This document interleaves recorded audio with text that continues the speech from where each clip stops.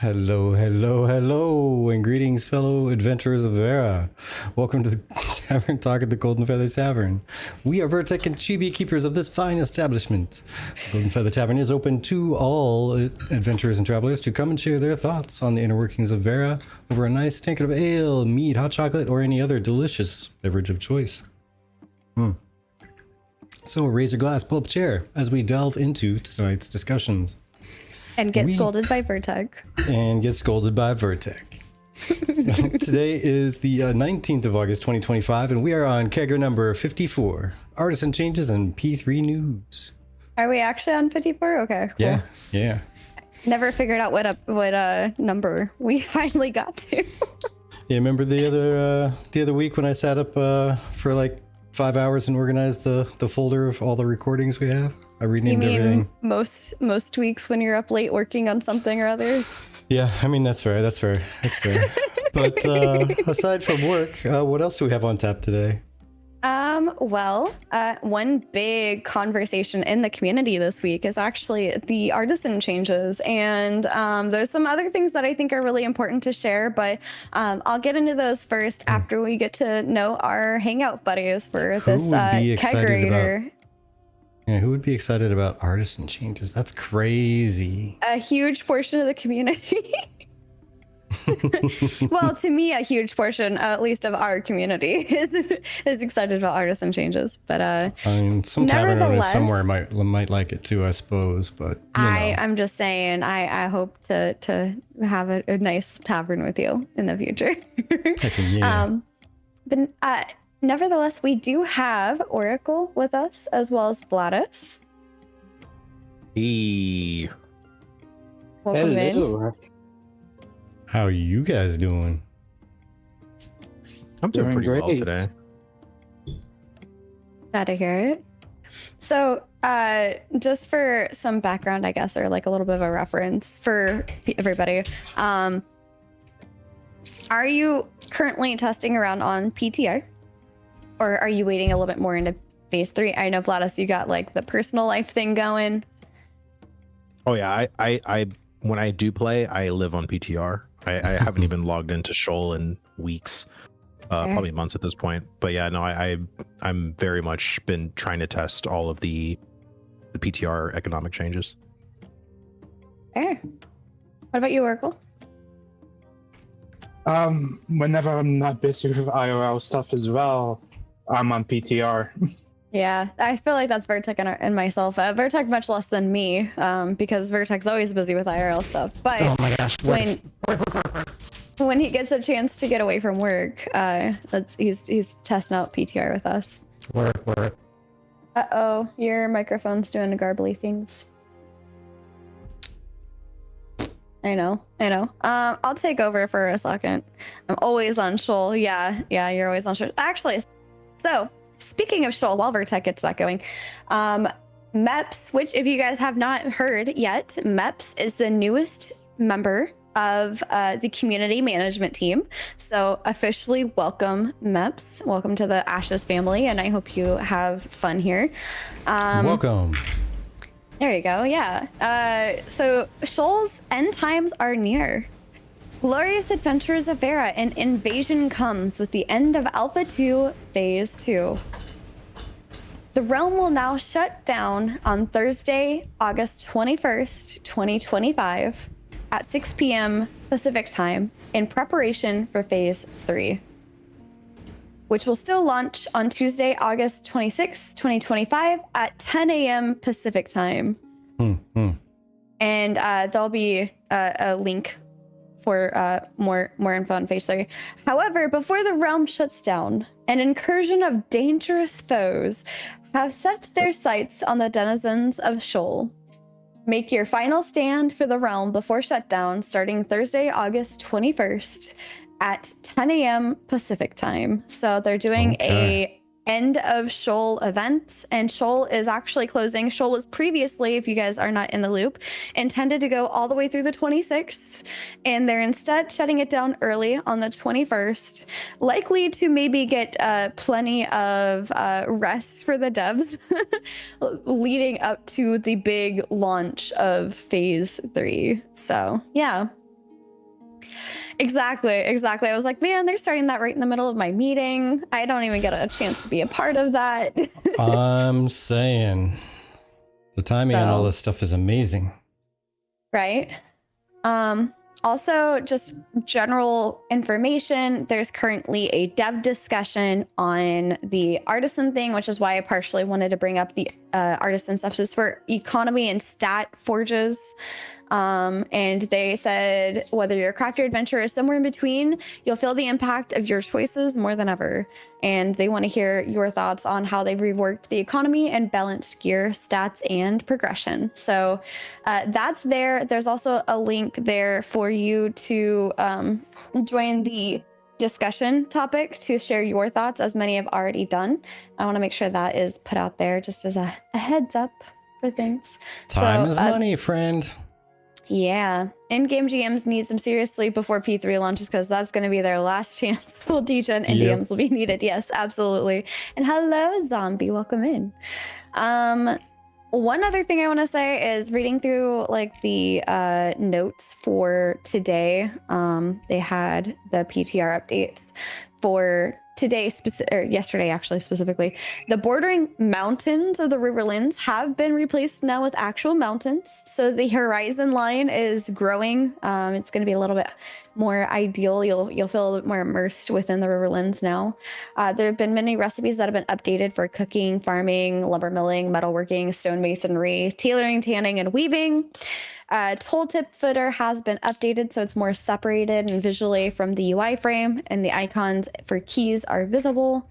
They fixed issues with economy, commodity vendors to have new dialogue options where they explain what they sell. Laboratory service building, they fixed several bugs with maintenance cost, contributing cost, and the skill tree, but they have not yet fixed the lack of being able to make magic powder. I tested that out today, and Erwin also confirmed it. My favorite thing that I was doing for fun, characters will no longer be able to launch themselves into the air by getting off their mount when crossing a server worker, but I wasn't doing that across the server worker. I was just running and then jumping off, like ejecting off of my mount. But there's a lot of other things that are there, and I implore you to go and check them out. They're on the PTR notes section.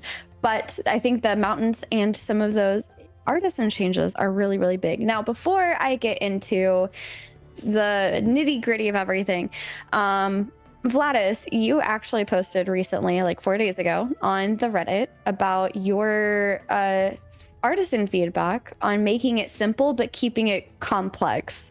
So do you want to break that down for people and kind of walk us through your overall point that you're trying to make? Yeah, I think Intrepid is, I think, in this mindset of, because we're only from testing in levels 1 to 25, that they're trying to make, and I understand like the novice stuff complex, but it's needlessly complex. Like it's not complex in a way that's fun for the user. We also have to understand too, is that commonly people will be in the novice tier a lot, because there's 22 professions. You only can have 5 apprentice, which then goes even fewer from there.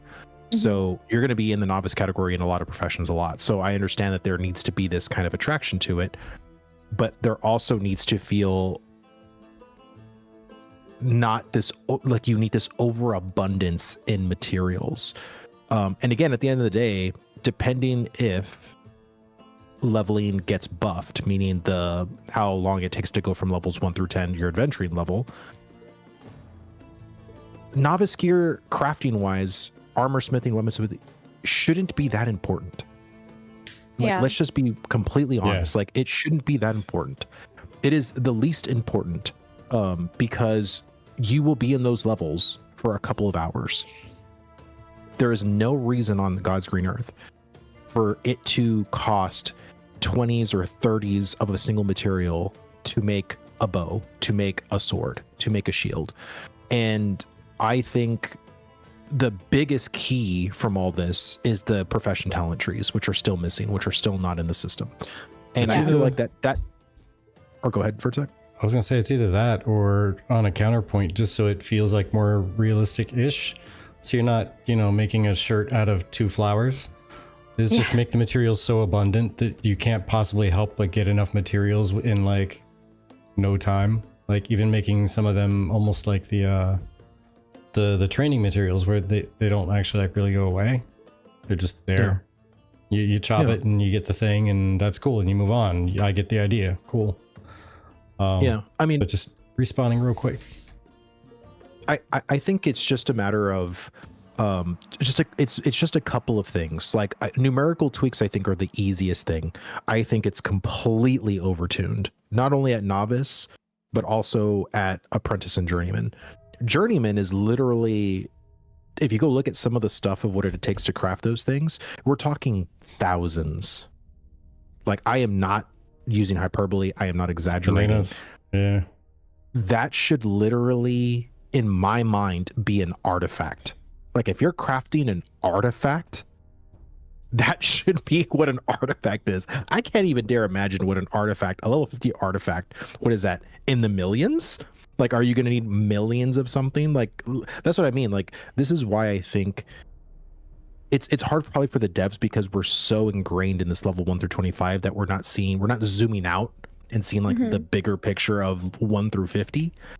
And I understand there's a couple of things that are still missing. The fact that you look at apprentice stuff and there's no novice materials being needed for apprentice, nor really for journeyman yet. That's an issue. The other issue that I've seen people complain, and I myself really don't want any vendor to have gear, any of them. I would rather have the stations be blank. So there's literally nothing. Like if you go to weaponsmithing, you can't make anything. The station there is blank. You need to go to the vendor to buy recipes, like the basic bare necessity recipes. I'd rather have that than have any gear coming for the vendor, especially for how plentiful the mats are now with mining and a lot of the other stuff. It's very plentiful. So there's no reason, to stiff the people trying to craft stuff. I think that would personally be better. Thank you for the raid, Dusty. Hey, Cheers. welcome on in, everybody. Oh, wow. What up, Thanks dude? for bringing over your friends there, Dusty. Cheers. Welcome to the Tavern, peoples. I was trying to make us a drink that's going to be this month's drink video. But I was having so many issues procuring some of the items for it that I'll get it tomorrow. But We'll get to it not today. I'll do a fireball tonight though. So thank you so much. There we go. Welcome in everybody. We're just talking about the artisan changes, and Vladis here has a Reddit post on how like some of the artisan feedback to keep it simple yet complex, where you don't necessarily need like 1,000,001 copper just to be able to make a spell book. Because honestly, I was like, why do I need 30 copper to make a spell book? Is my book made out of copper? Like, what is going on here? As my dad always said, use the KISS method. Keep it simple, Stephen. Right. And that's kind of what I try to put in my post. And I think there's just a lot of things that are missing, right? Like I think a big portion of that is the talent tree, because I think the talent tree is really going to empower a lot of gatherers, processors, and crafters in either reducing materials needed. So that's kind of like what I think in my brain, right? So if I'm a developer and I over exacerbate all these things, but I also know that I'm going to give you, a talent point every time you level your profession. And so with novice, you're going to get 10 points to play with. What are those points? I actually did a mining talent tree with the help of Grok to see like what potential things you can do with passive, mining nodes and how you can improve stuff. And again, complementing artisan gear, complementing your mining pick, it all is going to go kind of hand in hand. So I think that there's just things that it feels on the surface like really ridiculously crazy. Yeah. But at the end of the day, if someone is spending their time being a weaver and a tailorer and you're a grandmaster, well, you making that novice thing isn't going to be like 26 or whatever it is currently for you, because you're a grandmaster. Now your novice is like 3, 5 at most. I'd like to see that as you progress. Yeah. Well, and that's what I mean. Like I hope in my heart of hearts that's what ends up happening, right? So compared to you, Chibri, that is a tailor and a weaver. Now I am a tailor and weaver, but I'm a novice. I don't have, that's not an apprentice or grandmaster. So when I make something in a tailoring thing, it's yours is better than mine because you went all the way with the grandmaster in it. That's kind of like what I hope happens. But it's so hard because this game is so complex. I have no idea what direction they're going to go. They added fuel again to processing, so now we have the mandatory added reagent thing plus fuel, which is pick one, Intrepid. I don't know, like I don't want both. Like I think that's kind of dumb. Yeah. I will say Roshan put today on, or actually sorry, yesterday on the forums for the dev discussion for economy and stat rebalance that they updated the article. So let me grab that link. Here's the link to the article. They've just updated it for the economy. And they said in general, players can expect that roughly 1 hour of crafting will yield comparable progression to about 7 hours of mob grinding, though outcomes will still depend on player knowledge and skill. And so this is something that was put out August 13th for the economy and stat forged anew. It was a big news piece that they put out last week. And they kind of went through and they talked about it. And we got a hint that the master level artisanship gear is going to be called divine for the grade. And the grandmaster level is going to be called exalted for the grade.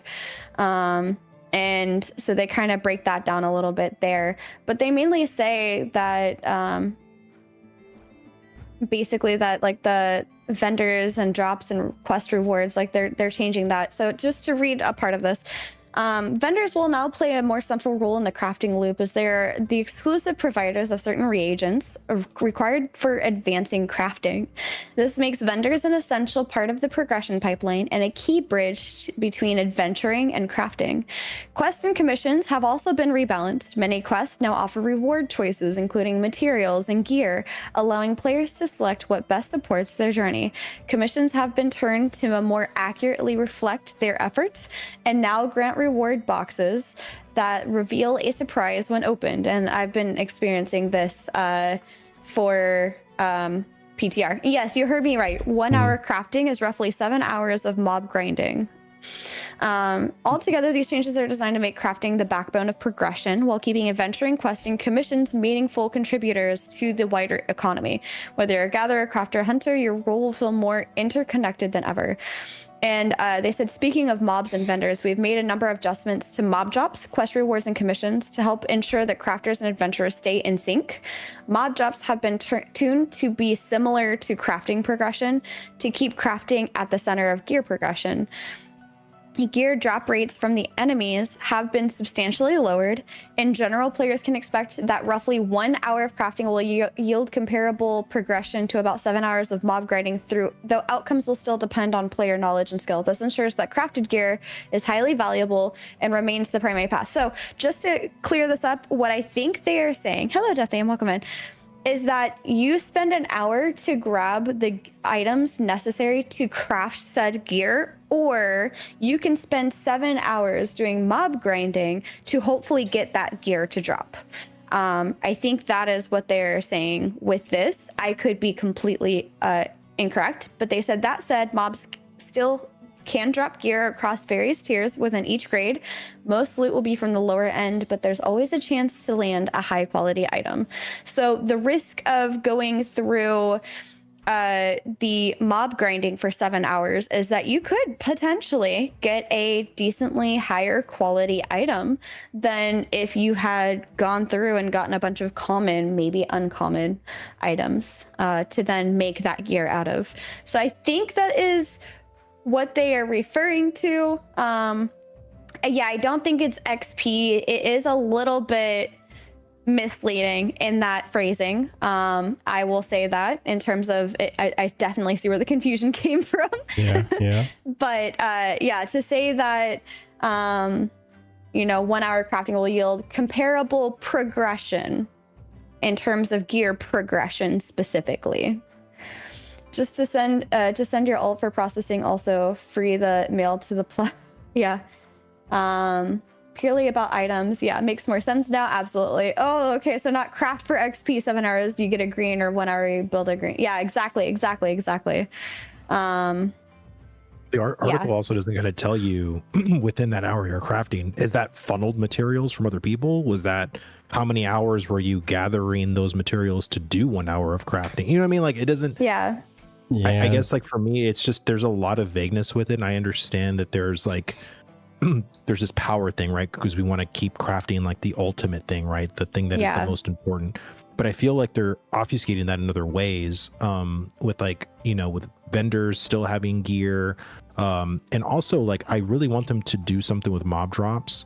I'm okay personally with mobs dropping gear. I am not okay with mobs dropping like epic gear, legendary gear. Like I think, in my opinion, I think there should be at least the top 3 rarities completely off the table. So like heroic being the highest rarity you can potentially get from a mob. Because then you can actually go ahead. Sorry. I agree but disagree, because when you when you factor in something like a boss or like a PvP area where there is that extremely higher amount of risk to get that reward, I could see that being justifiable, although still at a very low chance. Yeah, I think when I was kind of mentioning what I was saying, in my mind I was thinking about a goblin, right? But a named mob, I wouldn't mind a named mob even going up to epic. But I think like legendary, in my opinion, should be maybe off of world bosses. Yeah. You know what I mean? And you know that's there has to be a tier kind of thing. You know what I'm trying to say? Like I think a regular goblin dropping a level 0 legendary, I don't know if should it exist. You know what I mean? Like because only again, if it's a named, like you said, I would agree with that. We could do something like with the star system, where like the 1 star is like up to what heroic or epic, like the first yellow, and then the 2 stars up to the purple, and then the big bosses are like the up to legendary. Well, and again, this is just coming from experience too in phase 2. Every time we saw a rare drop, everyone was like freaked out, like, oh my god, like I need that. You know what I mean? So it's like I think like I said, rare or heroic at a base mob level I think is fine, but it should like, and then from there you go from like a named mob that's going to have like maybe epic, and then a world boss, like then those are the ones that are capable of like legendary. I don't know, I just I just want crafters to be the ones that people go to, and not, oh, I have to go to this named mob that drops a legendary. You know what I mean? Like I don't want people to obfuscate the crafters. That's also go ahead, sorry. Yeah, and that's one thing, right? You got to have some kind of balance, but at the same point, gonna circle back to defend the PvP or PvE crowd. So the entire game right now is based around artisanship and PvP. So like you got to still leave a bone on the table for people who are gonna go out and they just want to fight monsters, right? Just collecting mats is one thing, but then they still have to find a crafter that's going to craft something, and then they still have to pay the crafter money. They still have to get all the other materials, and they still have to get something if they don't actually have any real chance of getting gear dropped. So like world bosses and raid bosses should absolutely have a chance to get some decent gear drops. Maybe not like the legendary and artifact level, maybe as far as like raid bosses, but that's only because the stuff's supposed to be easy peasy. And the big challenge with raid bosses are going to be the PvP you have to contend with. I think the world bosses are going to be the meaner things, especially since they're spawning outside of a dungeon. You're going to have even more PvP up against you as well. So those I think should still be like legendary, but maybe not like the artifact level. But there should absolutely still be something there for PvE folks. I mean, I agree. I think again, like I think of like this tier system they're doing for artisanship, right? So there's like tier 1, tier 2, and tier 3 within novice.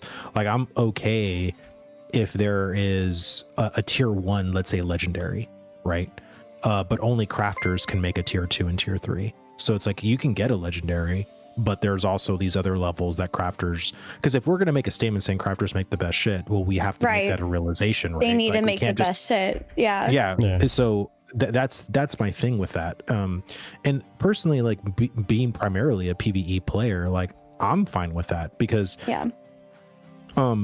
this is just a different kind of game, right? So it's like when I come from a game like World of Warcraft where the loop is do dungeons, do Mythic Plus, do raids, I'm usually all in epics. Like legendaries are, you know, not even really in World of Warcraft at this point, unless they put one in for a patch, and then the next patch you lose it because an epic becomes better than that, which is, you know, whatever. Yeah. But I'm just saying, like, I just want, you know, it to feel like it makes sense, and I feel like right now, rarity, especially with gear with mobs, just doesn't quite make sense yet.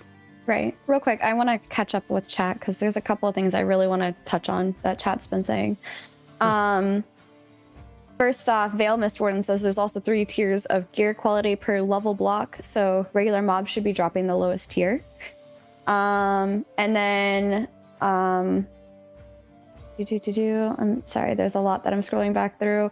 Mr. Valentine, welcome back, by the way, to the Ashes community. It's been a minute. So been taking a break from Ashes for a while. Is now a good time to come back to do testing? And I would say yes, everybody who has access to Alpha 2 has access to the PTR, and that's where a lot of these changes are that we're talking about.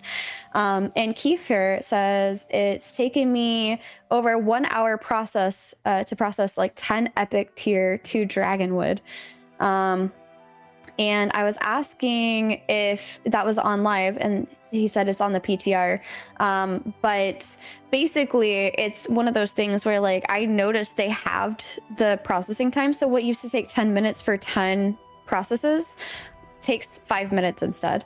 And so I was just kind of curious. I haven't done the wood stuff, though, so I'm kind of a little bit out of that area myself. I primarily do alchemy. Alchemy is my profession that I intend on grandmastering, and it's either going to be tailoring behind that or herbalism behind it. Although one change that I heard about grandmastering and herbalism kind of makes me want to not grandmaster it, because the interest I had was at one point it was said that grandmasters of like herbalism or mining would be able to harvest materials from bosses, and only they would be able to do that. But I think that's changed.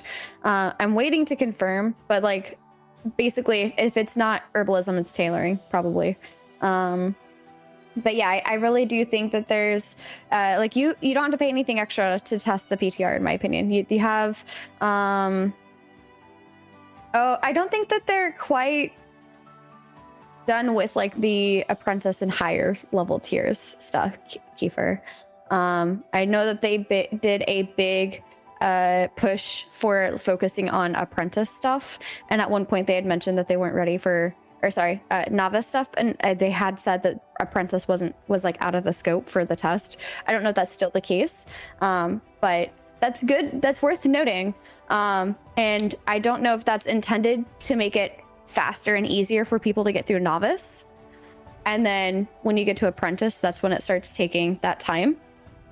But I feel like there should be a progressive increase in time rather than a huge jump, if that's going to be the case. I'm fine with it taking as long as it did before. I would sit down, I'd process 250 things. I'd go out to go do a dungeon with Vertec and the rest of our guild, and I'd come back and it'd be ready for me. So like, that was fine by me. It allowed me to feel like I could step away. Or just save all your processing for the end of the night, toss it in there and log out. Yeah, that too. But I just liked having it being progressed while I went and did other stuff. So I didn't feel like I had to just be there. We'll see higher level crafting. Will we see higher level crafting in phase 3 with the higher tier node tiers? I think we might, maybe not immediately, but I think that we might, because they did talk about in July, right? They talked about the higher level tables and the skill trees for those. Well, we have to. I mean, P3 is the last phase. Oh yeah, so I mean, I'm talking about like beginning we will versus.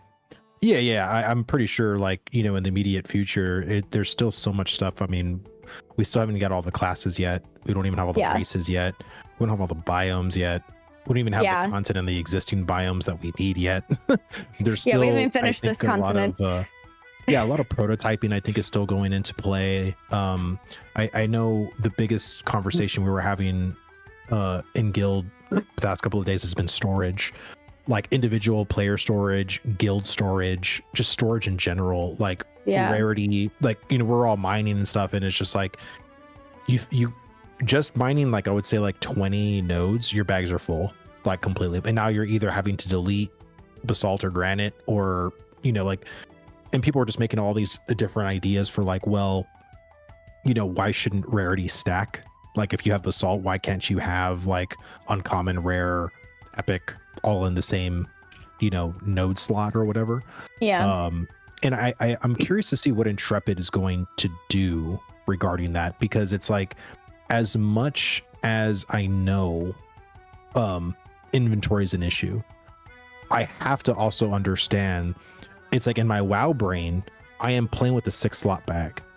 Like if I was playing WoW and I was only being able to use 6 slot bags, it gets really annoying really quickly. You know what I'm trying to say? Because the game is telling you like, hey, you're going to level up. You're going to get new bags, bigger bags, better bags. So to me, it's like, I get it. I understand this really does suck. But I feel like it needs to. You know what I'm trying to say? Like it can't just be so, because if we did start stacking a kind of rarity in novice bags, how will these other apprentice journeyman bags going to get better? You know what I'm saying? Like, I don't think there's going to be 26 different minerals, in journeyman. You know what I mean? Like there's only going to probably be like a couple, 5 at most. So it's like, we can't, you're going to run out of spots. You're going to run out of bag space. You know what I mean? Like, I think people just kind of, and I think us too as the community, right? We get very much entrenched with this level 1 through 25 business that, again, we're not understanding the bigger picture here, especially when it comes to leveling any MMO from 1 to 10. There's always huge inconveniences because the game starts expanding as you level. Like that's what any MMO does. Well, I mean, I think Pockets actually has a decent point right here, though. It's if you're a gatherer and you're having pain points with bags, it's gonna teach you your focus. You go with what you want to get, and besides, like if the individual stack count is gonna go up to like 100 and something per stack, then you only need 1 stack of a certain tree instead of 3, right? Well, see, and there's a stat now that actually increases stack size. I forget what it's called, but it's in there. Here's the other issue with that is so much easier to do as an herbalism person, as a lumberjack person. It is not as easy to do with fishing or with mining now, because Vertec, I don't know if you heard about the changes with the mining node. Novice level nodes are basically just basalt and granite, and you get the other materials from mining those things. So even if you were going out for trying to get just copper, you have to go through all this basalt and granite to try and find the copper. Meanwhile, filling up your bags with zinc or like other rubies. I know, I'm not saying it's a bad change. I'm saying you can't exactly focus at that point because you're getting random other stuff with your thing. It's not like before where I was like, I'm just going to go after rubies and that's all I'm going to go after. Well, I meant focus more along the lines of like get 2 or 3 or however many bags you can carry of a specific type. Like even replace out your Sanctus bag with another like lumbering. I'm just saying. That way you can carry whereas all I the could logs. go out if I go out as a lumberjack, or if I go out as a herbalist, I can look for just oak trees. I can look for just daffodils, but you can't do that with fishing and you can't do that with mining. That's all I'm saying is like some of these other artisans, you can't really help. There's not really a way for you to actually focus that, because if I get a really good zinc node, I'm not going to want to get rid of it, but it wasn't what I was after. So now it's taking up a slot in my bag, So you can absolutely focus. You can still focus in those. You still absolutely can. It means focus, like grab 3 of the same bag of the biggest you can get of the things that you're trying to collect. So if you're going out mining, use 3 mining bags. Don't use a Sanctus bag. Don't use a mining bag and an herbing bag. Just bring 3 mining bags. There you go. You're mining today. That's what you're doing. I think too, there's going to be, I kind of believe we have, again, this game is going to expand quite a lot. I know there's going to be a ton of different kinds of bags. There could be a rock bag. There can be a gem bag. There could be, like depending on what you're trying to specialize in, but also again, the talent tree. Like I believe me, Chibi, everything you were saying, 100% correct currently, but I made a talent tree for mining where you can specialize in finding gems, finding ore, or So you finding have a higher rocks. chance of getting the thing that you're specializing in. I like that too. Right. And I wonder, because again, that we had this conversation a couple of times within the show more recently about like what exactly is still, I mean, obviously, I'm just going to preface this. I understand that they are working on the economy system, and I understand that that means that this is a placeholder system, so don't come at me. But I'm saying this is a good indicator for people that are new, right? They just put out today a post where you have to find the codes to get access to Alpha 2, right? That means at least 4 people found those codes and now have access to Alpha 2 for the first time and don't already know, unless they've been following for like a really long time and in depth, they don't already know what's expected to be placeholder and what's not, right? So like somebody who's new coming in doing hunting for the first time, they're over there like petting the thing and then it's like dead, you know, and they get the creature or the skin. They're like, oh, is this how hunting's gonna be? Like that's typically the first question I hear after I introduce somebody to hunting. And I was like, no, it's gonna be different. But like there's not like an upfront this is placeholder, just FYI, that like the new person might know. But I feel like we all forgot too, dude. Like, let's just be honest. Yeah, like, I forget too all the time. there, you know, I got very used to mining the way it was in P1 and P2. So when this change happened, I remember that live stream, but I thought that was actually coming to realization whenever they added the proc functionality, and I think it was in late phase 2, where they wanted to, because everyone was complaining all you see is just granite and basalt everywhere because no one was really gathering it. And as an incentive, they said, hey, well, if you go out and get basalt or granite, you're going to get procs of like, you know, copper and rubies and, you know, all the stuff that you're complaining that you can't find. And I was like, oh, well, that's really good, because that was still on top of still seeing zinc, still seeing rubies, still seeing like everything else. And again, me personally, I think it makes the world look so dull. I really don't like this change personally. Gotcha. And I know people are saying that they're still technically in the game in caves and all this other stuff, but I was never unimmersed by seeing stuff in phase 1 and 2. I loved the shit out of it. It was every day felt like an Easter egg hunt. And that's why I really enjoyed gathering, especially as a miner, as a herbalist. I loved it because you just saw those things out in the world, and I'm like, oh, I don't want zinc, I'll just pass that up, let someone else have it. But I want that emerald, or ooh, I want that, you know, tin, or ooh, I want that copper node. You know, it was exciting to me. You know what I mean? I just think it makes it just feel basic. I agree.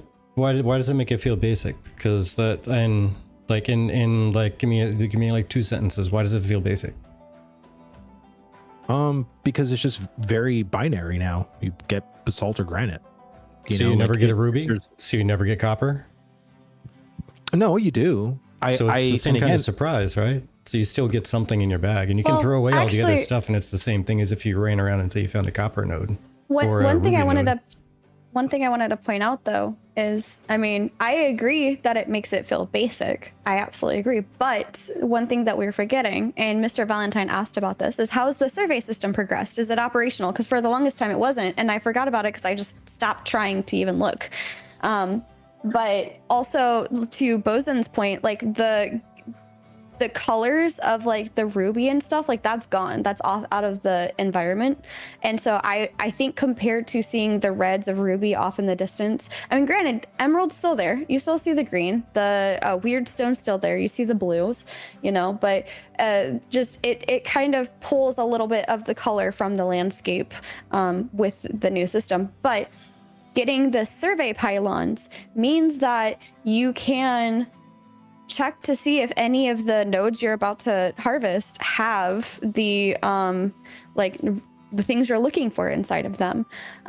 So that's really nice. But yeah, like Ludolo said, I love seeing massive rubies on the horizon because it adds intrigue to the horizon. It's not just gray everywhere, which is kind of how this change feels. And the amount of PvP I encountered too, there was a couple of times where I was hitting a copper node or I was hitting a tin node, and someone would just start wailing on me. and I'm like, Yeah. oh damn, like I don't want a PvP right now, so I just let him have it. You know what I mean? Yeah. Like, that doesn't exist anymore because everything is just basalt or granite. And it Yeah. exists for other things because again, if you see a weeping willow there, and you want it, like it creates that tension. I feel like for mining now, that tension is a little bit gone, at least initially. This turnip tastic says real miners enjoy the excitement of discovering gems in a rock. I mean, hey, I've definitely popped open a rock and been like, oh my god, there's like Dude, I've gotten 4 procs in one node, and again, I like the proc system, but I just feel like after a while it gets kind of basic. Like I liked it, I like seeing it in the world more. But that's just my opinion. Fair. Real quick, Legendary has been putting stuff over in YouTube, and I want to make sure I get to these because I was trying to get to these next, but I didn't want to like get off topic too much. But not that it's super off topic. Legendary Neurotoxin says, I don't like any of the Artisan now. We need way more bag slots right off the bat. 2 Sanctus bags and a Novice Mining bag will support 16 of 30 Novice variants in just the Riverlands. But Ludaloo has the exact, like, saying that's the exact problem. They could get rid of 2 to 3 rarity qualities and it wouldn't be bad, because Ludaloo had said something about adjusting the rarities. And then Legendary Neurotoxin said, I'd much rather have to put a boulder of metal in a crate and slow walk it home than try to pick at granite and basalt for like paltry scraps of copper instead of like just the gray stuff, which I mean that could be kind of fun too. If there's like a jeweler crafter, they're more likely to be able to figure out where the rubies are. See, for example. I must be like the only person who's actually kind of excited about the new system being that way, because I actually... Oh, you are not. It works. There's a lot of people excited for it. You're not the only one. I actually really like that because, I mean, yeah, you're not seeing like this ruby out on the horizon or whatever, but when you're mining the rocks, you're going out, you're like, okay, so I want to target these kind of rocks, so I have a choice of that, the granite or the basalt. And when you do that, you get chances of other stuff, so it's actually more like a little surprise thing, but it's also just as much RNG, just wrapped in a different package by waiting until you see something that spawned out in the world, and then the extra RNG of, did anybody else come across it before I did? It's double RNG instead of 1 RNG. I think the thing is with 2 is because, they keep mentioning Ursine Caves, and that Ursine Caves should have copper and zinc nodes in them because they want to put them in where you would actually see metals. Yeah. But I want there to be more caves. Like, even if there's really nothing in them, like I want to be able to go into a cave and explore. Maybe there's like a couple of like monsters there or whatever, but like I can go in and be like, hey, just like how I know Riverdom spawns near rivers, if I see a cave, then there could be zinc or there could be copper in there. So let me go in there and find out. And if there's other people in there, that causes that same PvP, PvX kind of thing. And if you're the kind of person like Vertec where you don't mind just hitting basalt and granite, well, then you can go and do that. Like, I think for me, I want the avenues to be able to see those things more. And right now there really aren't present, especially in the Riverlands. I mean, they just added mountains recently. So. Yeah, like yesterday. Yeah. Yeah. But go ahead, Oracle. Just speculating here, but like considering they're saying these things are going to be happening in caves a lot more, maybe they're getting ready to add in the Underrealm. True. There is supposed to be the Underrealm area too. Maybe it'll be more prevalent down there. That's a good point. I was also gonna say, like, the other thing to keep in mind, like, again, I don't really care. I'm not bothered that they removed ruby and copper from the open world and they made it more likely to happen from getting granite and basalt. That part doesn't bother me. The only part that bothered me is it removed some of the colorfulness of the world. That was the thing that for me, it was like, this was a little bit more dull to like look out. But the other thing to remember is we still have like master and grandmaster things to go get like added in. So I think once they add in those things, there'll be more color added into the world again, at least in terms of like rocks and things. Not to mention, I feel like it should match the biome that you're in. You know, having like the way that they already do a sand squall desert versus Riverlands, where, you know, the desert has a lot more of these like deserty plants and things like that, and you're more likely to get that stuff there. Rather than like, why is there a random patch of daffodils in the desert? There's no grass here. Yeah. So like making sure that it feels immersive to that zone, I think means a lot to me. And if that means that the Riverlands has mainly rocks everywhere because you don't know what's inside of them, that's fine, as long as like the overall design of the area is pretty and interesting enough that it feels nice and colorful to look at and not like dull. I think red is such a big, obvious color that it's easy to tell when it's gone. So Legendary Neurotoxin says the new system helps because the old system was trash.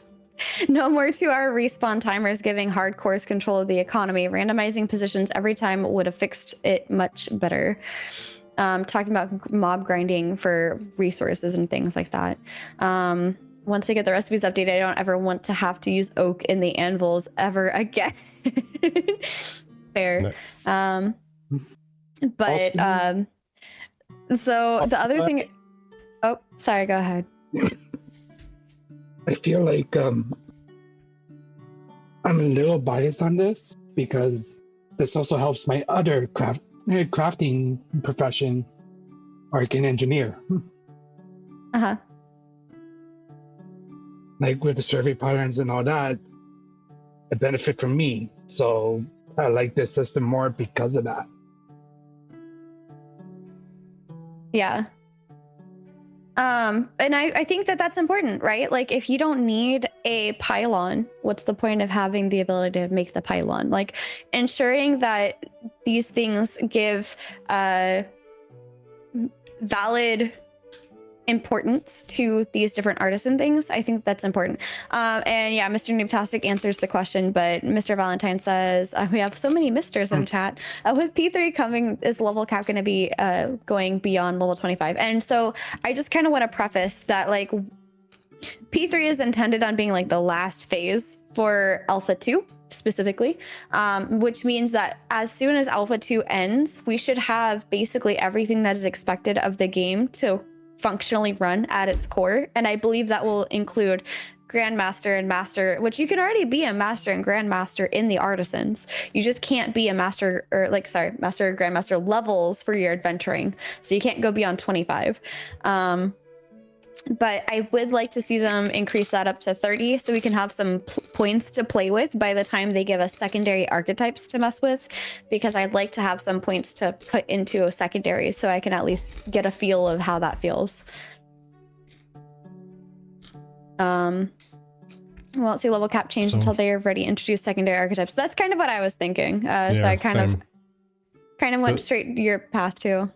Yeah, there'll be an announcement saying, yeah, so on Monday there's going to be secondary archetypes coming out. By the way, level increased to 30. Oh, thank you, Mr. Valentine. And also, Huzzah. oh, hey, cheers, thank you, much appreciated, friend. Agree. But Emu7 also, yeah, I like Emu7's comment about red being kind of coded in our brain as "look at me." Yeah. So I think that might be the instinct in the back of your mind, kind of flagging down like it stands out so much. But there's also the tier 2 and tier 3 gems are like bright colors too. And that's what I was saying. Like those are at least bright, but it like I think that because I'm such a visual person, it really stands out to me. Mm-hmm. Oh, Mr. Valentine, in the future, by the way, you can refresh and it'll get rid of the commercial for you after you subscribe. But yeah, the blue is a bit more toned down. Yeah, the contrast, emerald in a red colored area will stand out. Exactly. So like red amongst so much green, there's that contrast there because you're in the Riverlands. There's a lot of greenery everywhere. Now if you go to maybe the Badlands are primarily like reddish dirt, or maybe like that's what the dirt is out in the Sand Squall Desert. But if there's like I feel like the blue is desaturated to a point where it sometimes kind of blends in because it's not as vibrant of a deep blue like sapphire would be. I think sapphire is blue, but like ruby has not only well also ruby does have the silhouette. Do you think there'll be something that will put the gatherable on the mini map in close proximity? I think that would be something, in my opinion. That's what the survey pylon should do. It should put it on your mini map where the gatherables are in your proximity. And then on top of that, if there's an area that you've gone to where you found like a rare resource, you should be able to mark that on your map of like, just check this area.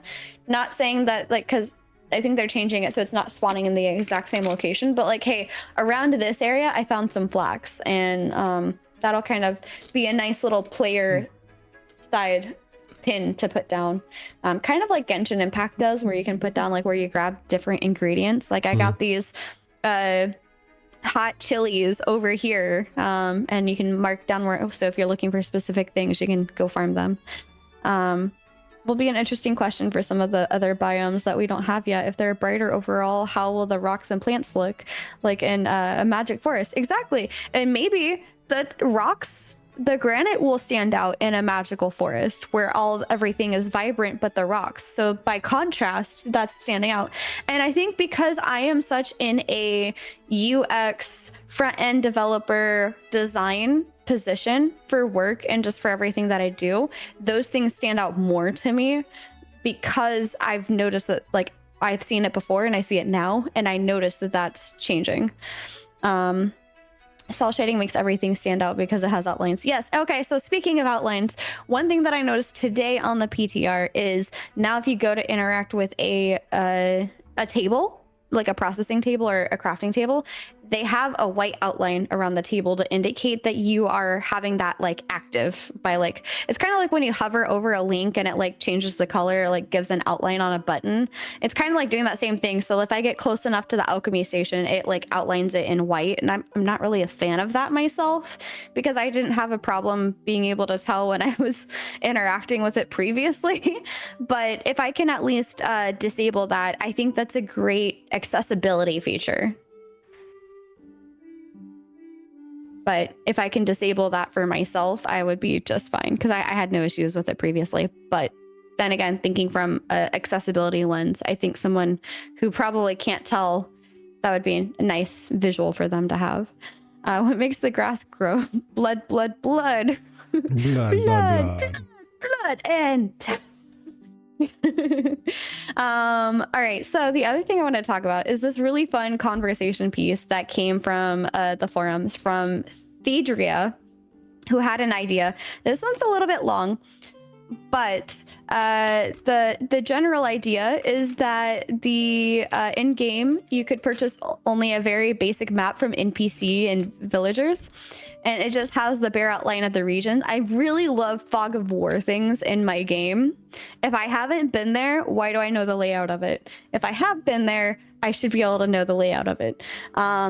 So they're saying where you can then go to a cartographer profession, maybe a skill tree within the scribing artisan, where you could allow the players to create more detailed and specialized maps. And Vertec, you and I have talked about this many times prior.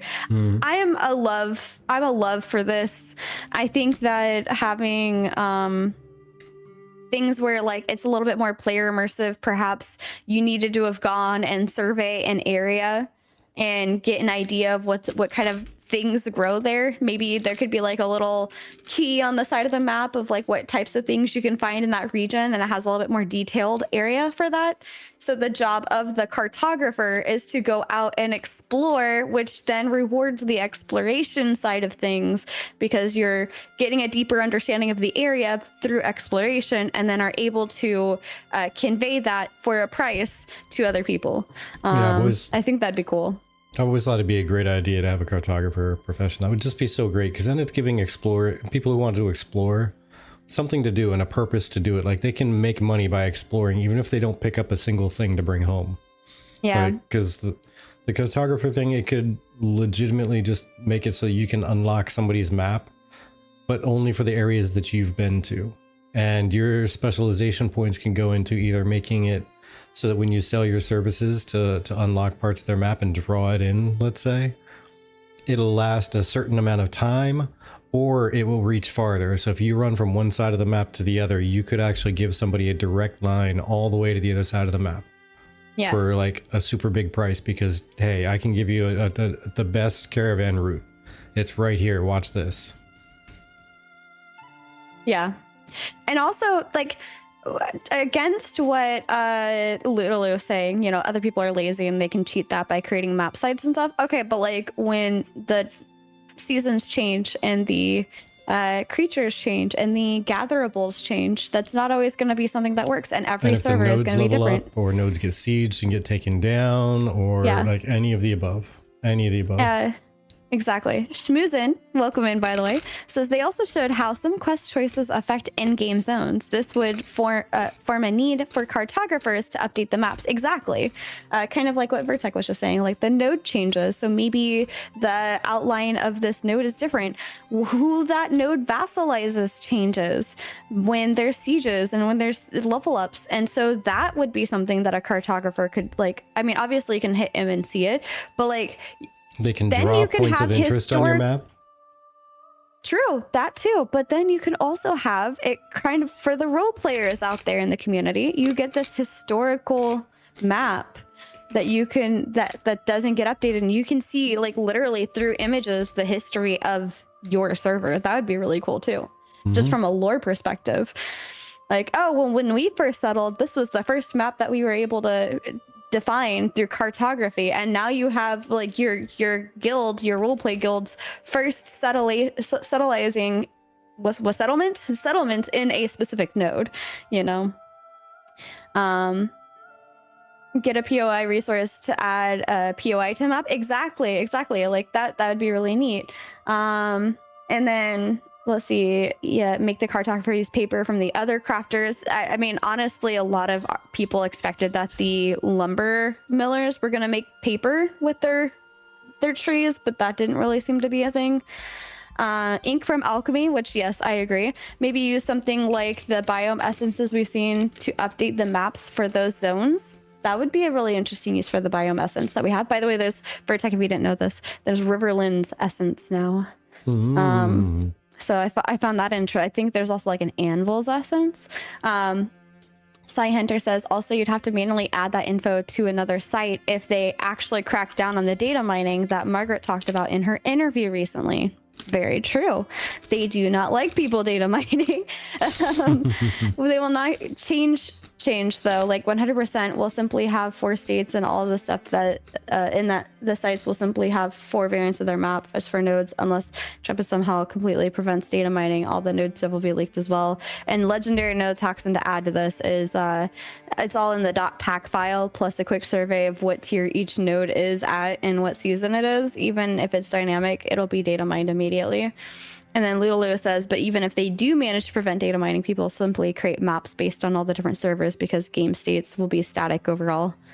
And I mean, there's certain things, but you have to take people and just people behavior. Yeah. If stuff is super hardcore locked down, then what isn't going to happen is you're just going to have this website up on your other monitor that shows a more up-to-date map. So if they start doing this fog of war, or, oh, your map's out of date, well, this map on this website isn't for my server, and I can update it automatically every time. So it's like, again, I've never, like, as far as I've been in this community, I've never been about the map changes, now the fog of war is back. And I feel like, look, there's other gameplay that Ashes has. I don't think this needs to be one of them. That's just my personal opinion. I don't think the fog of war should come back, but I'm just saying, like, historical maps should be a fun option. I mean, if it's something that they want to do for like a posterity thing, but I would say if it's in reference to gameplay, I don't think they should do anything that interferes gameplay. There's a lot that interferes gameplay. I mean, PvP interferes with my PvE gameplay. True, just saying, but just again, but you can't go to another website to subvert PvP. Yeah, if you're both saying not get rid of maps. If you pay somebody real cash to guard you, I mean, that's against TOS, but I'm just saying you could. It's possible. I mean, yes, if you're going to go down that route, but I'm just saying, like, this is a very easy subversion. Just going to a website and having a better or more accurate map, because the in-game one doesn't provide that gameplay for me. So again, like, it's just the reality that we live in. Like, we live in a very, we need all of the most accurate information. Like, so Last Epoch, an ARPG that I'm really fond of, is coming out with their new season literally Thursday. I don't really know what's going on.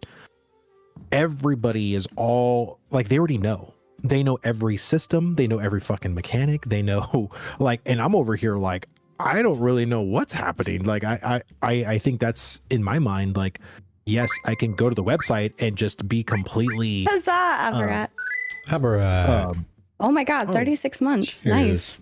Dang. You know, be completely submersed in all of the info, right? And I'll know day one going into how to do everything. But you know, and again, I know this will never happen, but it's like, man, I just missed whenever I played MMOs back in like the mid 2000s. It's like no one had that mindset. Like, people played an MMO and they just played the game.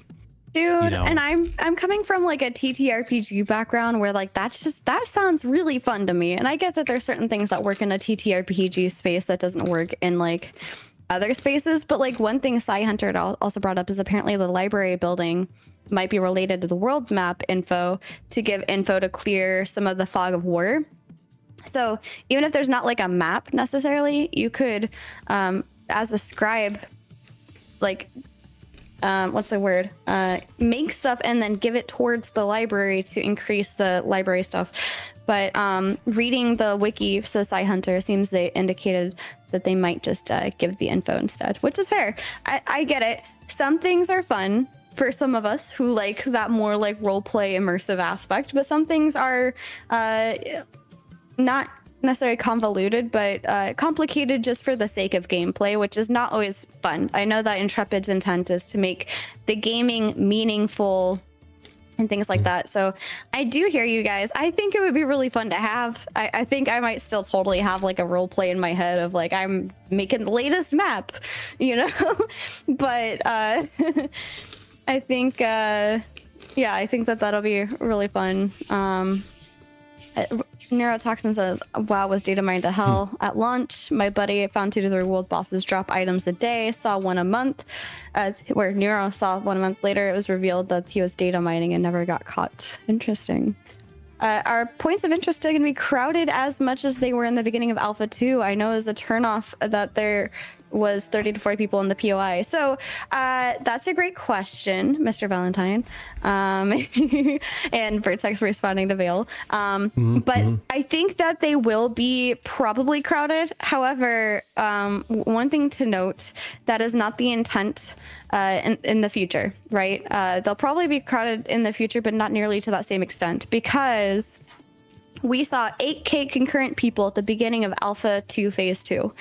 Now, the reason why I'm saying that that's not intended is because all 8K of those people, because it's like, what, 5 to 10K or so, or 8 to 10K concurrent, are intended across the entire map and not just the Riverlands. So I think you'll see a smaller amount. I feel like a good amount of people are divided on if they want to start in the Anvils, which the Anvils are the new starting area. I'm assuming you may not have heard of that, Mr. Valentine, but they did just release the Anvils. Let me go see if I can find that that news piece so I can share that over to you. Yeah, in short, it's going to be like 1/8 of the population, maybe. Yeah, I think that that population will also spread out. And eventually you'll see less and less in specific zones unless something major happens, right? So I think that, yes, while there is intended to have like soft friction with crowds and stuff, I think that that amount of people in one area was not really intended. And also at that point, I would like to remind people, questing was not really in the way it currently is, both on the live Shoal server and on the PTR. So actually, so Mr. Valentine, we have the Sand Squall Desert, we have the Riverlands, we have the Gendark, which is like the foresty area, if you will, and then we have the turquoise seas, which is like the Turquoise sea. tropicals.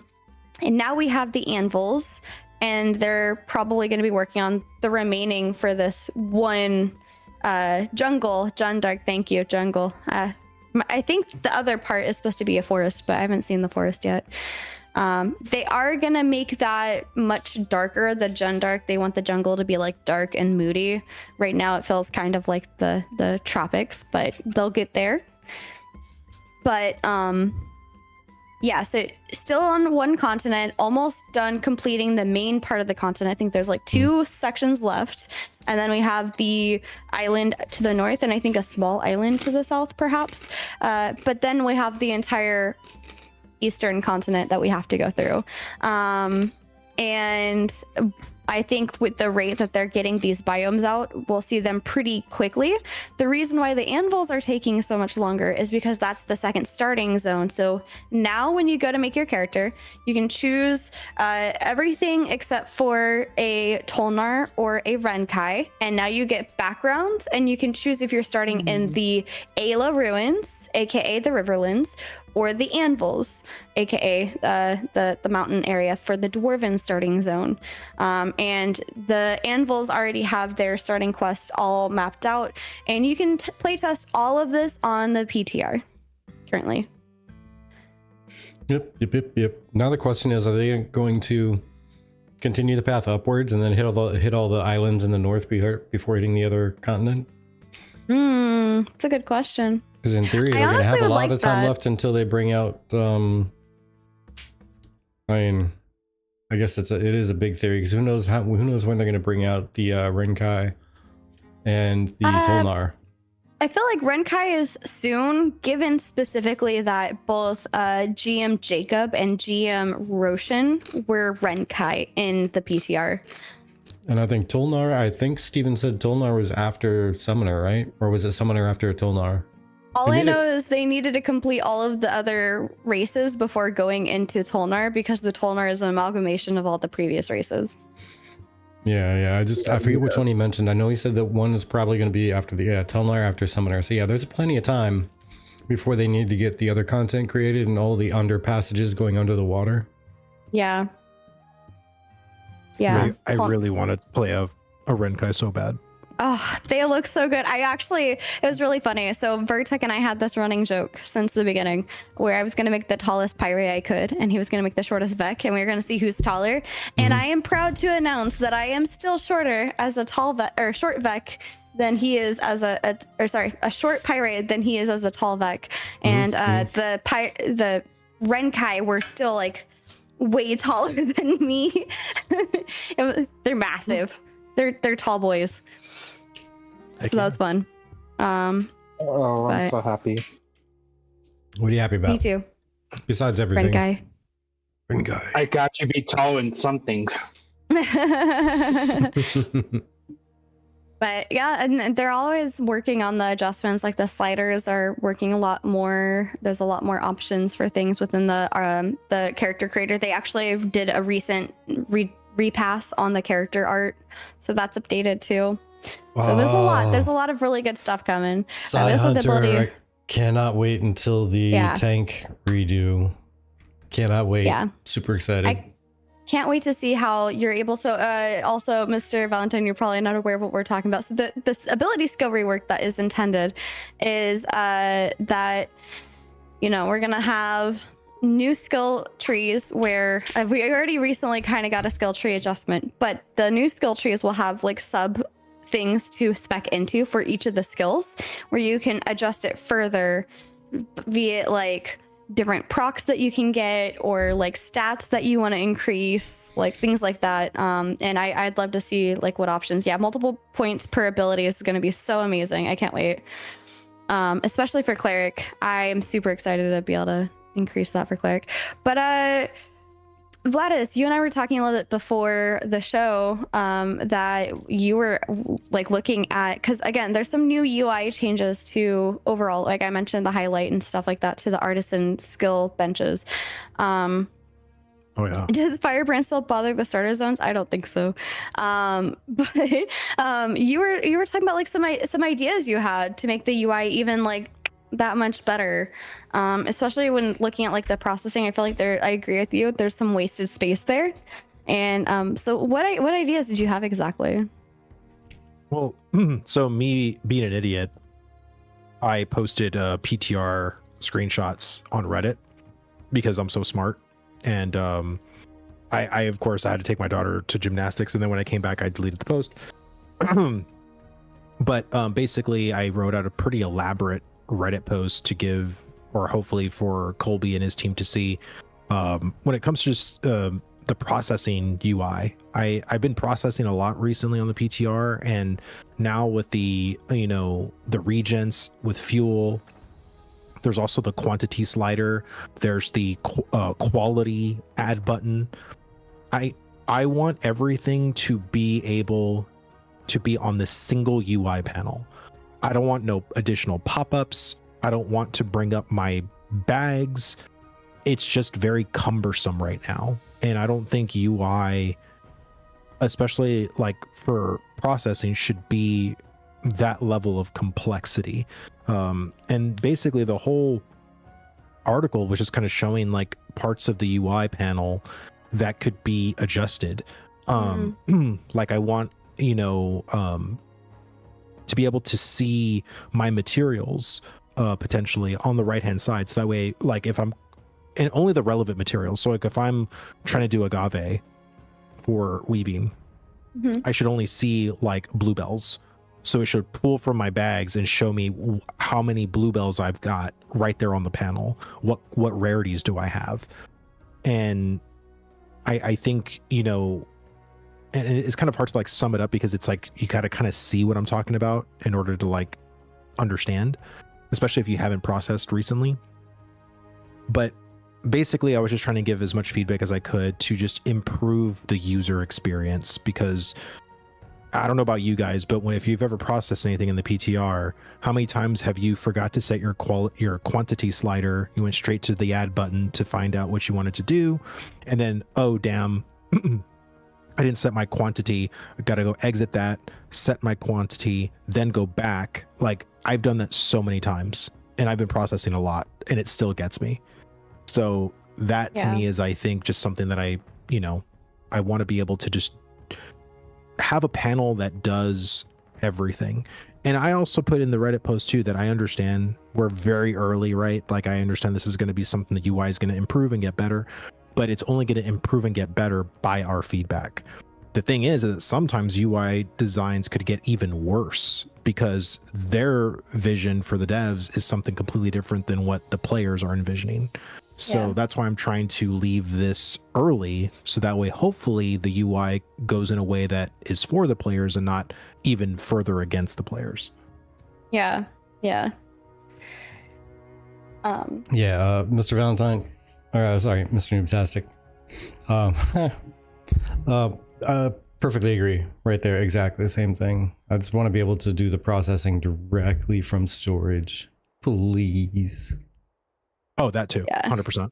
I think if you have fuel, especially like if you have fuel in your storage, like if I'm in Jova, I have oak in my storage.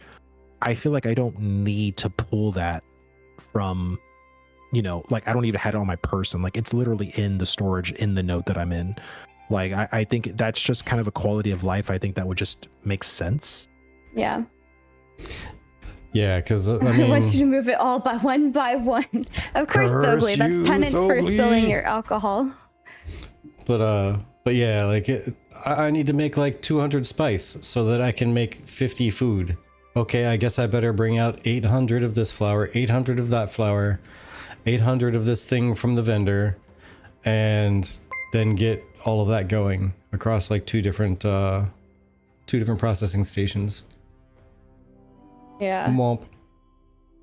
We will be able to craft from storage at some point at sieges. We'll lock storage down so you can't take it out, but you should be able to make things to prep for the siege. Yeah, honestly, I think like they just haven't implemented that yet, because you have the send to storage or something, send to something, but I feel like oftentimes that's still broken because I lost all of my purple flowers doing that. No.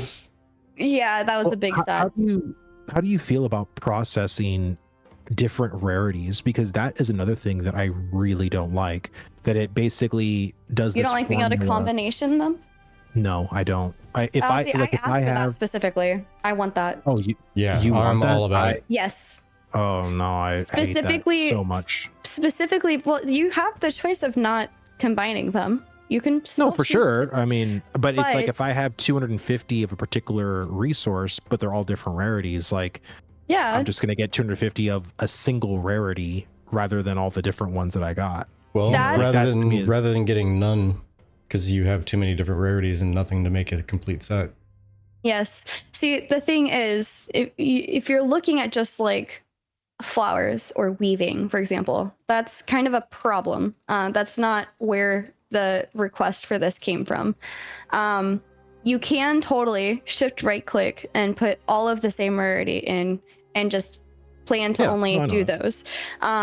However, if you are doing something like when you're trying to make the weapon mold or the armor mold, you are limited by the lowest tier or quality resource that you have.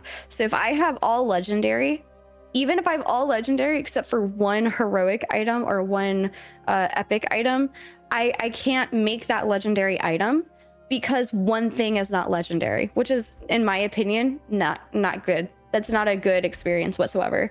I'd rather be able to have everything else be legendary when doing that, and then being able to put the epic or heroic in there and let it downgrade a little bit, which is what I was expecting it to do. And that I'm more okay with because I already spent the time and effort getting those higher grade materials that even if one item is like one tier or two tiers lower, it's still going to be a really low or a decent quality of legendary item.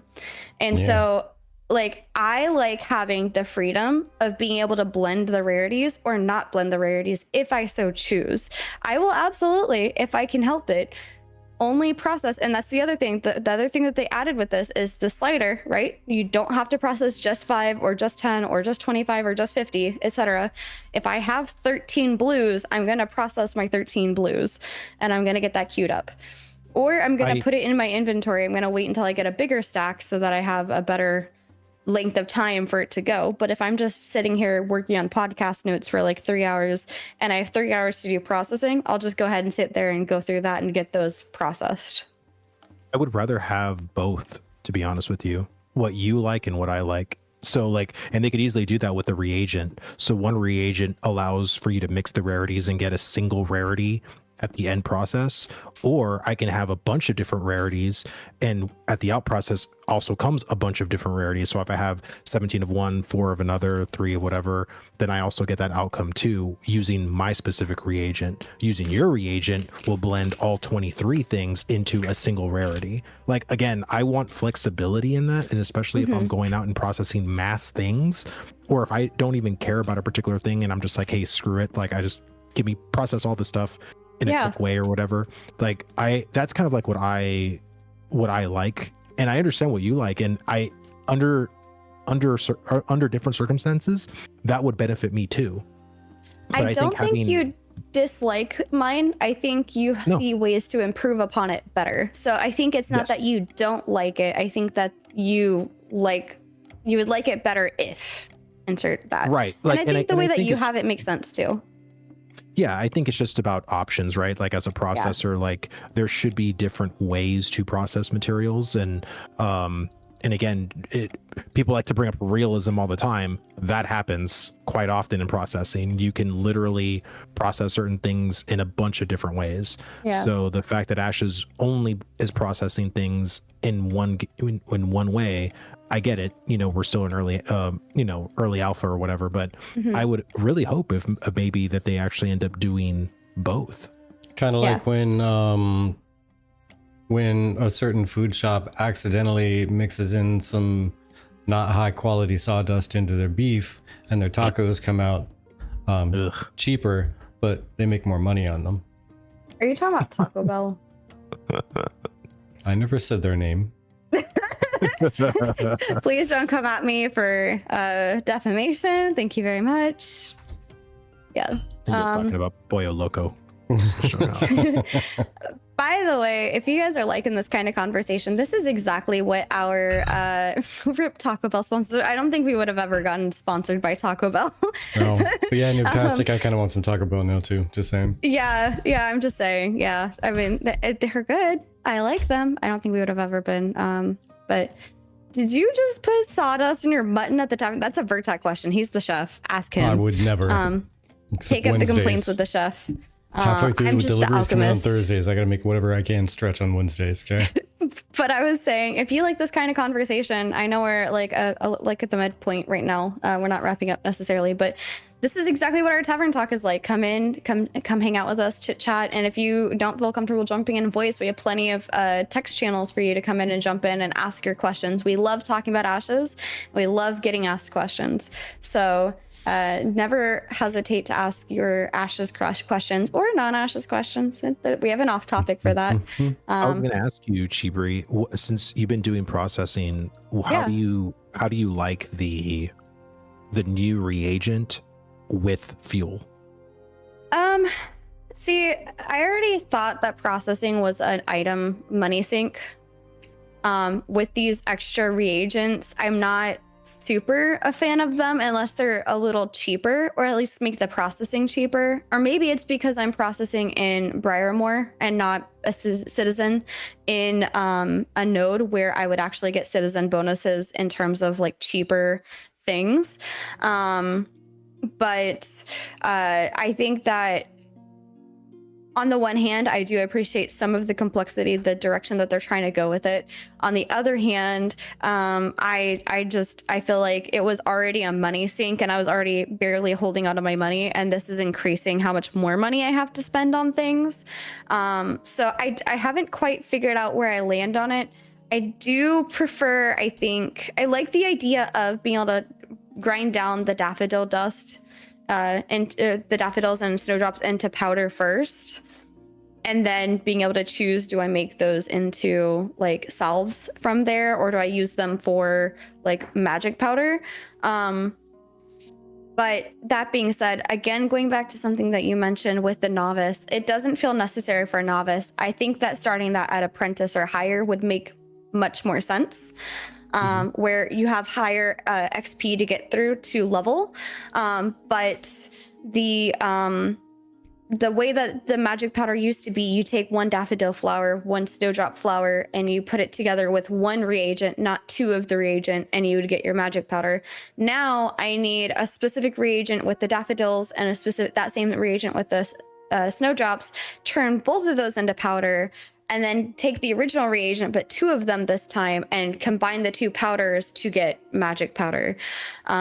So I feel like that for a novice specifically is a little extra in my opinion, but I think it would be fine starting at like apprentice or higher, where you need that extra step for XP benefits. But general fuel should go away, especially processing. Like in the forge dungeon, I could see having fuel or higher tier material processing needs. Yeah, if you're gonna make me buy a reagent to be able to process with, I don't know if you should make me also have to get fuel to process with. Although that being said, getting oak is pretty easy since that's like 10 fuel per. So if I get 5 of those, I can process 50 pretty quickly. So it's like I can't really decide. Excessive. It feels a little excessive though, yeah. What I was going to ask, like, what would you guys feel about putting fuel on the node? So if I'm like, hear me out for a second, right? So if I'm a citizen, there's a spot that all citizens can contribute, and it's just you putting whatever materials, whether it's like logs, daffodils, whatever, and all it's doing is as soon as you put it in, you can't take it out. It's like a permanent like sink, but it provides fuel to the entire node and its citizens. See, so I thought you were going to go a different route with that because like Steven had said that coal was going to be a more efficient fuel. Right. I thought you could just put a fuel in there and if let's say it's 10 fuel, but I only want to process 5 things, that means I have 5 extra fuel later that is already at the table for myself that I could process another 5 things with that same fuel. And that way I don't feel like if I only have oak on me, I'm wasting half of my oak processing 5 things when I need to process 10 things with it. I feel like that would be kind of nice, because at the end of the day, you put wood in a oven to make pizza with, and that wood is there no matter how many pizzas you're making until the wood is out. And certain woods burn faster than others. Yeah. I mean, I thought about it being node based because I think it's just kind of interesting that the node would provide people with something a little bit tangible. And the fact that, you know, people are literally throwing away a lot of common stuff, or maybe they're just vendoring them or whatever. But even if there was like a bar that you can physically see where it's like, oh, our fuel for Jova is like 19%. Well, as a citizen, you can literally just go and contribute to the fuel economy part in Jova, and you get like node bucks or, you know, some kind of thing for, you know, hey, like as a thank you for contributing to your node kind of thing. So in a sense, it's kind of like tax, but if you have people that are high contributors or whatever, you'll never have to worry about fuel, like in that sense, right? So that's kind of like what I think would be interesting. I'm not saying it's better. I'm just saying that I think it'd be interesting to do something like that. But I personally, as of right now, I think Intrepid just needs to pick something, either fuel or this additional reagent thing. You can't do both, man. Like both, I think is a little bit nutty, because I processed 250 daffodils. Do you know how much silver? It was almost a gold, actually. If you want to process 250 daffodils, that additional reagent, it gets super costly to process. It does. And alchemy is like the least costly of the processing. Cooking was already expensive. Yeah. But if you think about it, it's just like any other kind of economics. Before, I didn't have this cost, but now that I have this cost, I'm going to pass it on to the consumer, which means that people that aren't doing these things be like, man, why the hell is it so much to get like a magic dust? And you, as a person who made it, be like, well, let me tell you why. Because it's ridiculous, you know? So it's like, that's why, especially for tier 1 stuff, I completely agree with you, Chibri. I don't think that reagents need to even exist, because it literally provides not only a disincentive for the people trying to process and craft these things, but it also provides a major disadvantage to consumers at the same time. Yeah. And already at level 0, they're going to be broke. You know what I mean? Like we're all like, you know what I mean? So it's like, oh, I'm going to charge you 75 silver for this thing. It's like, bro, who's going to spend that? Like, come on. You know what I mean? Like, let's be real here. The one thing I will say is magic powder gets used beyond novice. It is always present in any sort of magic-based weapon. So spell daggers, spell swords, spell bow, you name it. If it's used for magic, you need it. But that being said, I could see if you're gonna keep grinding it down to dust first, and then I don't know. For me, it's a little weird because you're taking 2 types of like snowdrop dust and daffodil dust, and you're combining it with a reagent to make a magical dust like that. I think it's because that reagent is like something magical. Maybe it's essence, I don't know.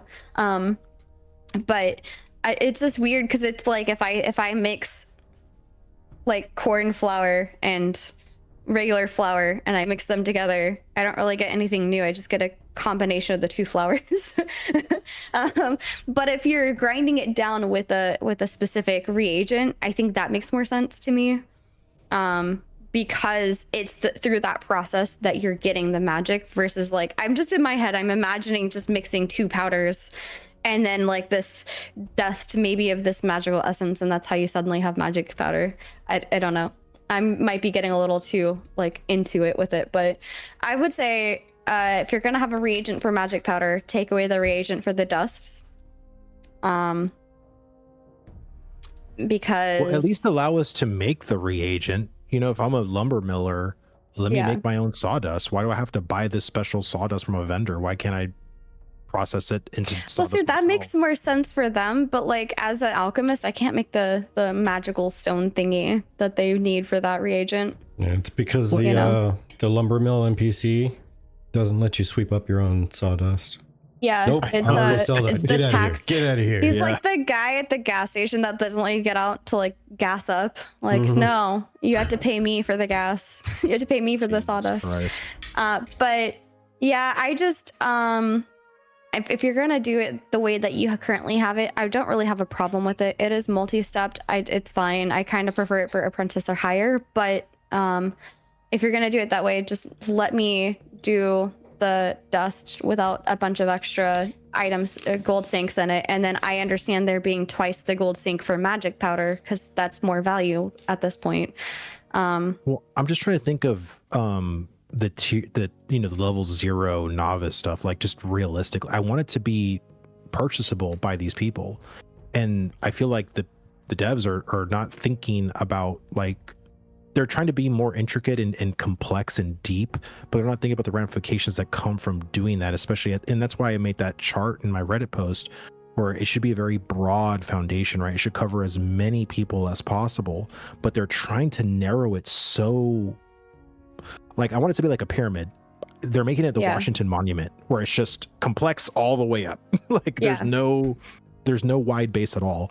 And I want stuff to feel like, hey, I can sell this two-handed level 0 sword for like 5 silver, and it's not a big deal. Like, you know what I mean? It took me to make it like just my time, really. And that's what I kind of want from it. But it's like, now realistically, even to make a tier 1 sword, through the gathering, the processing, and the final craft, a person could literally spend probably like 35 silver. Who's going to spend that? Yeah. Like, realistically, like that's not going to happen. So what are we going to do as the people crafting this thing? Because we need to craft them to level our stuff. Are we just going to have to deconstruct them and just literally take it as a loss? That's not good. Yeah. Real quick, Zeus, I was typing it out so I didn't interrupt Vladis, but yes, it is normal that the Shoal server, the live server, is down right now. It is intended to come back up on Thursday, which is their final day. They're going to have a whole event around it. But starting next week, literally 1 week from now, we'll have phase 3 that is up 24/7, except for when they need to bring it down for major updates and repairs and things like that. So yeah, just as always, feel free to check like the official Discord, and I believe the launcher has that information on it as well. But just in case you're wondering, yes, it is down today. Tomorrow, it'll be back on the 21st. So yeah, 10 a.m. Pacific time, it'll be back up on the 21st. Yeah, phase 3 is 1 week away. 1 week away. Yep, we're on That's that last week countdown. I can't believe it, and I'm sad because I'm going to PAX like 2 days later. Yeah, I know. I don't It even makes get me to go wanna hard like I was cry. gonna go. But real quick, yes, a more one. We definitely, like, anything that we say here, we've already given that feedback to the developers. We have the PTR areas that we have access to giving our feedback. We actually do have also devs that come in and watch this, whether or not they're active in chat. And I know mods do, so. Yeah, sometimes like in game or even over Discord, we're providing this like directly to them, not even through like a submission form or something. It's just like, hey, so I bumped into this thing I want to tell you about. Yeah, exactly. I mean, I found literally the bug that was causing people to not even be able to play on PTR through like doing feedback and bug updates and things like that. So that's something that we advocate on this channel if we're ever playing in the future. So since phase 3 is about to come out, I want to talk about that for a second. We have a whole spinner thing, Vertec and I want to plan out how to incorporate that into our content streams. I don't know exactly how that's going to work yet because we haven't actually gotten a chance to do that.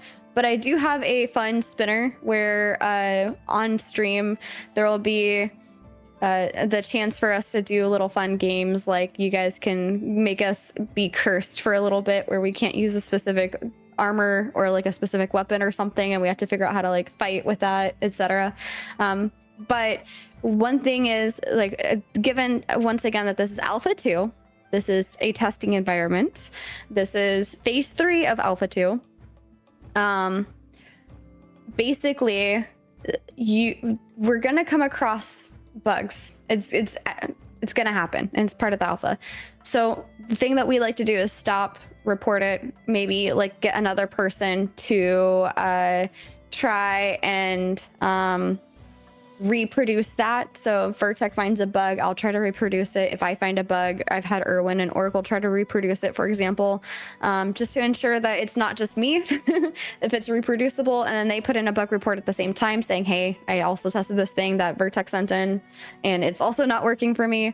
One thing that I noticed with PTR as of recent, you can at level 1 go up to a laboratory manager, for example, and improve your certification to apprentice without being level 10 first. That is something that we ended up bug reporting. So just keep in mind, this is our tavern talk. We like to talk about it, but we definitely also do a lot of bug reporting, and we suggest that you guys do it too, because that's how we make the game better. But you're muted. Whoops. Yeah, but I mean, also, like, I'm gonna guess it's Amarone there said, I mean, the game's 2 years at best from launch. I'm personally, I'm kind of sticking to my thoughts of it's probably going to be 2, maybe 3 years from launch when Alpha 3 hits. Yeah. Somewhere in there, that's what I'm thinking, but I could be wrong. Who knows? They might that get being said, they might get Unreal Engine 6 that comes out that has like some mind-blowing things, and they need to do it like right now. But it's going to take a revamp of everything. True. But oh god. To supplement that, that being said, that this is the actual dev discussion that is currently happening, is give us your feedback on the Artisan, which is exactly what we're doing. So to supplement what you're saying, Vertec. Yeah. So it's I mean, it's a process. So since you just bought into the package there, Zeus, you're gonna have a long time of fiddling around with things and playing around and experimenting and trying to break systems so you can report bugs and just enjoying some good times with friends. That if you bought a $300 package, that's gonna get you, in my estimation, 2 or 3 more years, hell, maybe even 4. I don't know. Who knows? But yeah, 2 to 3 more years of just, to be honest, gameplay. When you compare the state of Ashes to the state of so many other games out there. It's not quite to where they want it to be, but it's still better than some of the junk that's come out in recent years as a full release game. True. And often, I'll just tell you right now, the state of Ashes is in a situation such that many testers forget that it's testing phase. Yeah, it's still, I mean, it's alpha testing. It's fun still. We're not even near the actual, like, a true beta test. Nope, not even close. I mean, much closer than we were when we backed this thing, but not even close comparatively. But yeah, I mean, that being said, like, again, if you guys don't know who Vertec and I are, and I'm sure Oracle and Gladys, you guys can share your experience, but Vertec and I backed this game back in 2017. We have been waiting a hot minute for her, and you know what, we will continue to wait and watch her get, you know, just blossoming more. There's more to do. So yeah, I'm just excited to see. I saw that. I'm ignoring the taunt. I'm ignoring it. We're going further. So you know, I'm excited to see some of the new changes coming in, and like some of these primary pieces, and artisanship is a huge thing to get down before we do get into phase 3. So yeah, and don't you dare. But Vladis and Oracle, I'm not really sure when you guys, I mean, Oracle, I think you're more recent than Vladis even. I'm not sure when you guys got in, but yeah. I might be way before Vladis. I saw the Lazy Peon video, not through Asmongold. And found out I had a handful of friends who wanted to play Ashes as well, and was even hanging out in their streams while they played in Alpha 1. Yeah. Oh my God, Vertec. Fair. I still really want to see them do some kind of a meme in the game about Nodes 3. You know what? I told them they should do what Baldur's Gate did for maybe at least phase 3. Like at the end of Alpha 2, put during Alpha 2, this many of you played clerics, this many of you played tanks, this many of you did this. Like the way that Baldur's Gate did that. And like this many of you were murdered by the mobs in ashes, and this many of you killed like this many goblins or something like that. Like Murloc or like X amount of creature was the most annoying mob for you guys, or the most grinded mob that you get, like that's the most killed one. I think that would be a really fun twist to it, and I found that really fun. Oh my gosh, Mr. Newtastic. They are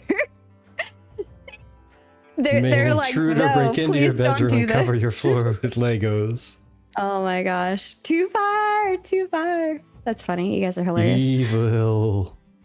But yeah, there's a lot, you know, that kind of goes into things. There's another conversation piece on the forums about the multiple interactions. Ooh. Multiple interactions. What? Yeah, so you know, like how you have you used to have just F for everything. Now you have G for getting on your mount and F for harvesting things. And part of that is because Steven said that you'll have multiple ways to interact with like a tree. You could what was it? You could cultivate from the tree, you could water the tree, or you could chop down the tree. And so having all three of these interactions are important for that. I don't really know how to feel about it myself. It feels like a bit of a bloat to the key binding system. It means like I have a bunch of F this and F that. Yeah, I just want to rebind my alt key. I'm just saying. I want to rebind my alt key. I've always, for all time, used Shift, Control, and Alt as modifier keys. Yeah. And if I can't do that, that literally takes out half of my keybind, or not half, but a third of my keybinds. Let me hold down a different button if I'm trying to attack a non-player or non-flagged player. I'd rather open a menu and then 3 buttons for 3 actions. Yeah, same Garcimle. Like I think I'd prefer that too. A little wheel menu?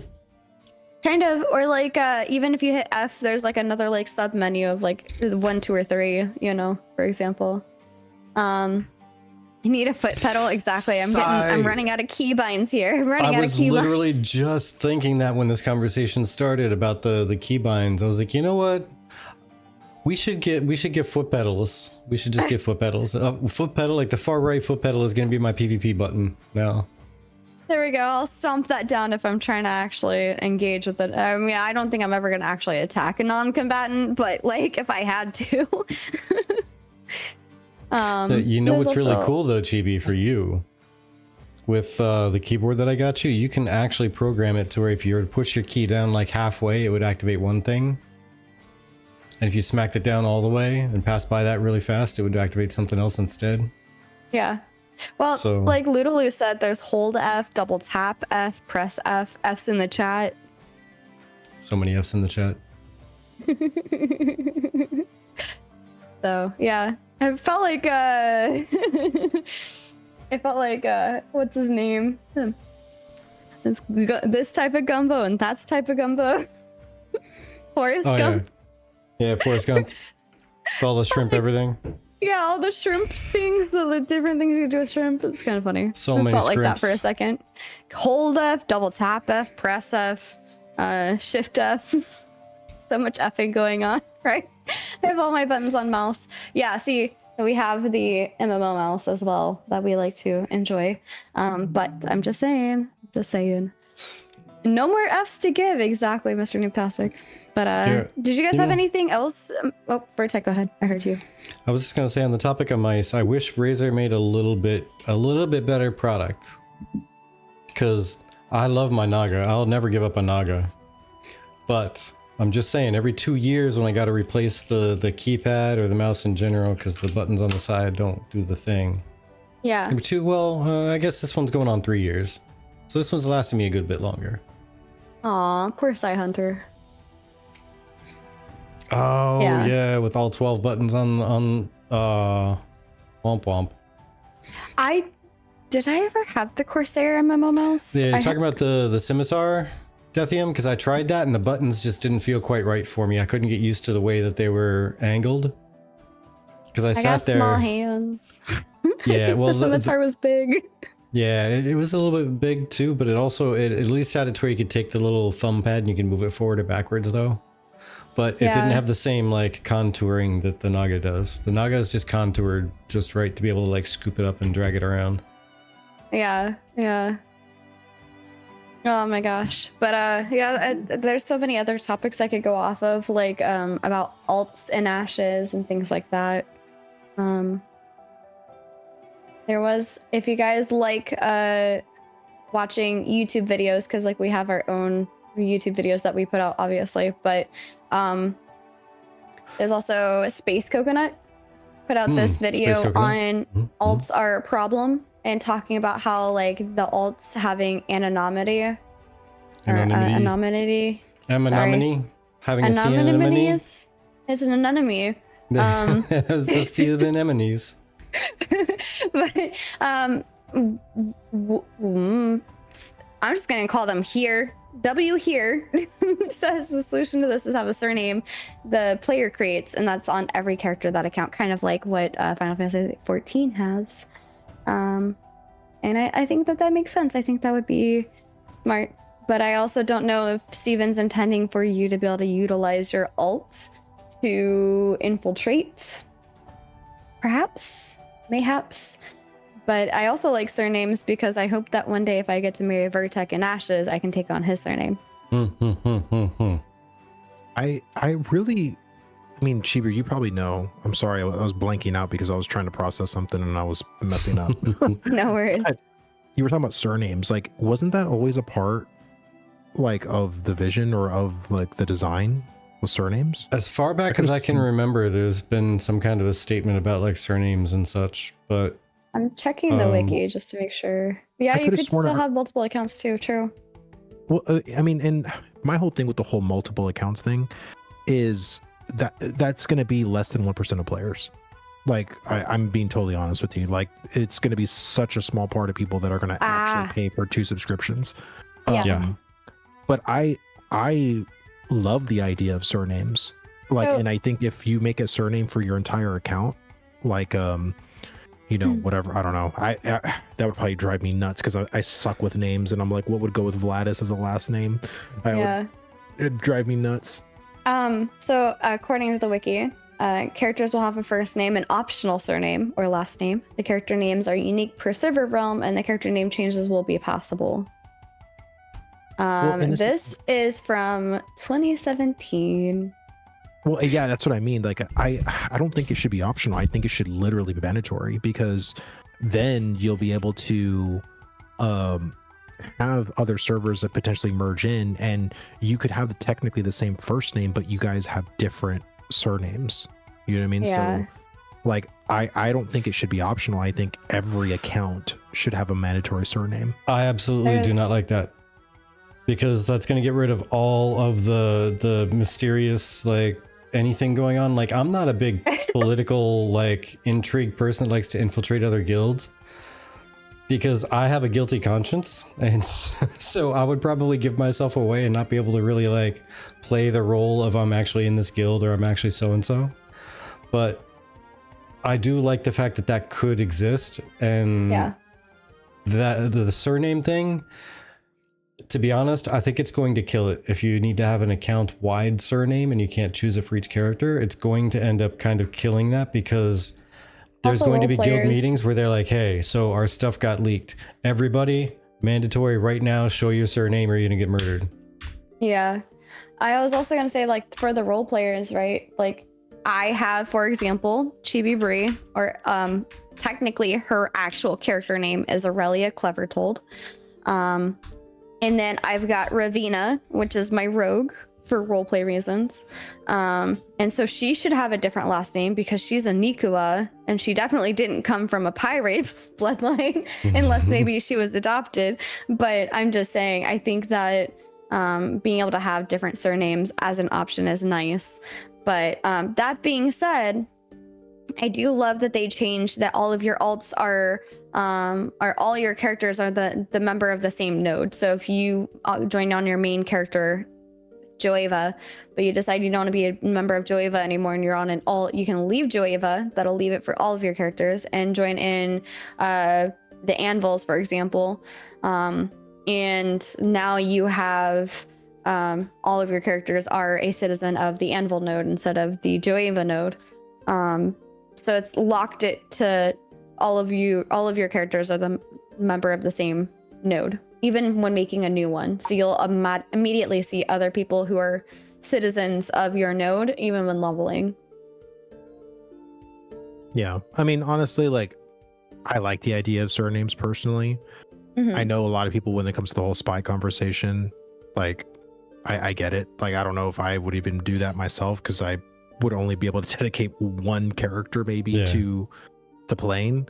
But you know, I don't know, like, I'm not gonna die on the hill that it needs to be account wide, but I wouldn't put it past Intrepid if they did make a move like that. But at the same time, like, I this is a particular argument that I wouldn't mind losing. You know what I mean? Like, I think surnames are cool. I think especially in like Star Wars Galaxies or even Star Wars: The Republic, where you can put surnames. I've always loved that. I love this. Psy Hunter. Psy Hunter said, I guess you could have an account kind of name or info that shows up in some situations to still allow for spying, but it also gives people being spied on a chance to find out that they are a spy. Interesting.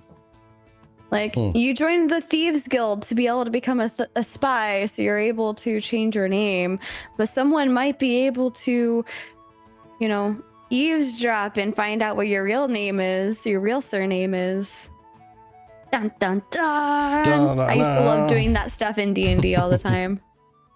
This person's actually a spy for this other person. You find this out when you go to the Thieves Guild and look for information. Yeah, and see, that's the thing is I like the idea of surnames. I just think that a required surname for an entire account is kind of the extent, or not the extent, but kind of going to kill some things in the game, even if people are just like, I don't want to have a last name on my character. Yeah. Why are now all you're these forced to have guilds one instead of be optional? Yeah, if it's an account-wide surname, 99% of guilds are going to have account wine. But yeah, 99% of guilds are going to be like, you have to show your surname at all times. Yeah. Sorry, you have to. That's it. It's a mandatory thing, yeah. Because we're not going to have spies. Like, whoever has that last name is going to end up like, then there's going to be 100,000 Smiths. It's going to be like Aloysius Smith. Yep.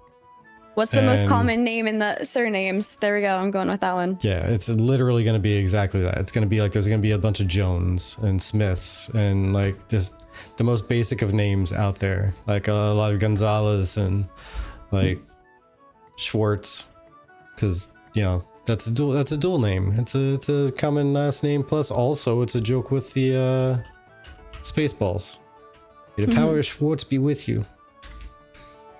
I know, Frank, you hide some of the things to most, but someone else at a rank than that same or opposing group could. Okay, so Sky Sunter, I was talking about the whole like Thieves Guild thing. So I could do a whole ranking thing with the different social guilds, like the Bounty Hunter, Religion, Thieves, etc. High enough ranking, you can hide some things to most, but someone else at a high rank in that same or opposing group could get or find some info that could be could even not be true, potentially. Surname, cake, noob cake, beef cake, cheesecake. I love it. And we'll be able to do something, some merchandising. Merchandising. Yeah, I really need to go back and watch that movie. I don't think Chibi's seen it at all. Have you even seen Spaceballs? Maybe, but I may have started ignoring it partially through. Yeah, it's a humor that you didn't appreciate before and you might appreciate more nowadays. Blizzard. Well, I'm gonna go to bed. Thank you guys so much for the tavern talk. I really appreciate it. It was a lot of fun. Thanks for joining us. It's always a blast having you around. I agree. Actually, about time for us to run away too, I think. Yes, actually, we got to the end of our things, and I'm sorry, Peoria, you just got in here at the end. The lizard cake, I love it though. Also, real quick, Mr. Noobtastic says Vladdy Daddy is a must. So. What flavor is it? I think it's strawberry. Thank you guys. Have a good one. Take care, Vlad. yeah, for the rest of you that are here, thanks for hanging out with us. We mainly just chatted a lot about Artisan changes and some of the things that we liked or don't like about some of the changes that we see on PTR. As always, make sure you go and give your thoughts to Intrepid. I honestly, it's harder to do it with the PTR in my opinion, because you can't see the changes. You can only hear us talk about it. But as a person who maybe doesn't have access to Alpha 2, watch the streamers, in my opinion. If you have a guild and you don't watch streamers, ask a guildie to stream their game to you during phase 3. Do whatever it takes for you to be able to see access to how Ashes looks and feels, and that way maybe you can Kinka, long time no see, welcome around. That way you can actually have an idea of how it works, and then you can even also give your thoughts from an outside perspective, someone who maybe hasn't been testing. This is just your first entry into Alpha 2, things like that. I think all of that is valid. Like I want people to feel comfortable sharing their thoughts regardless of if they're testing or not, because I think the more people that give their thoughts, perhaps you'll say something, you'll notice something that someone who was used to that issue forgot about. Like, for example, I forgot all about the survey pylons not working. I actually forgot they existed because I was used to not testing with those. Yeah, Kenko, happy to see you too. Yeah. Welcome on back in. And thank you, Layat, for the redeem. I'm gonna have to redeem that later, but I'll just pretend drink. Yeah, or actually, I'll take a potion. We've kept the tavern warm for you, Kenko. Yes. Also, welcome Hydrated. in Spoda and Tears and Kiefer and Skogamore. Skogamore. Skoldamort. What? Skogar Skogar Moore Maor 9 Skogar Skogor. I don't know. Welcome you guys. Thank you for the follow. Welcome to the tavern. And you know, Vertec, you were looking at the stats today. But I liked what you said about it. We're not going to be one of those channels that are like, click the subscribe button. There's only 13% of you that are subscribed watching our stuff. Well, yeah. Well, for one, we're terrible with trying to do that anyway. Like terrible with trying to remind people to push buttons and spend money and whatnot. Like we don't push that. We don't push that. No. So if you so like you this and you feel like it's worth your time to hang out with us, please do consider giving us a follow or subscribing and stuff like that. But I don't want to push that just to increase numbers. That's not what I'm here for. Stop the press. Stop the press. Deathium, are you for serious? Tanks have block chance again on PTR. I need to call out sick from work so I can test that. Also, apparently they fixed grapple. You didn't hear from me. Oh my gosh. I might be sick for the rest of this week because work's been keeping me busy and I haven't been able to test. But Vertec, I might be coming down with something tomorrow, guys. Vertec, I'm sick. I think I'm getting you sick. Oh no, are you spreading the plague to me? No. Yes. It's the I am tired of this BS plague. I mean, either way, I'll be in there soon, one of these days, soon. TM. Soon TM. Yeah, soon TM. 5 days for me to buy the game. I'm sorry, Kenko, if you missed it. They had a little thing today where they posted an image and there's secret little codes in the image to get access to Alpha 2 for free. But unfortunately, I think that everybody probably already got the thing. You guys are fast, okay? If you're listening to this and you're part of the community that's like on the hunt, you're so fast. I saw them too, but I already have access, so I didn't use any of them. Friday starts my vacation. Very nice. If a work number just so happens to end up in my DMs. That would be quite the coincidence. Nope, I skipped that. I want to pay for it. Very fair. Very fair. And honestly, I think Intrepid appreciates your support for that. I'm not trying to dissuade people from supporting if they want to, but just also letting people know that there are occasional options for non-paid ways of being able to access it thanks to the kindness of Intrepid. But yeah, we see so many old friends coming through here, and it's so nice to see so many new faces today. So thank you guys so much for joining us. I don't think they will ever let you gift keys. This is something that Vertec and I asked many times, previous years ago. Yeah. And I say many previous years ago because we asked multiple times over the years. We would love to be able to purchase a key and then gift you guys a key so that we don't have to like gift you money to maybe get the key. But they are afraid of pay to win and such like that and like outside like real money transactions in any way, shape, or form impacting the game.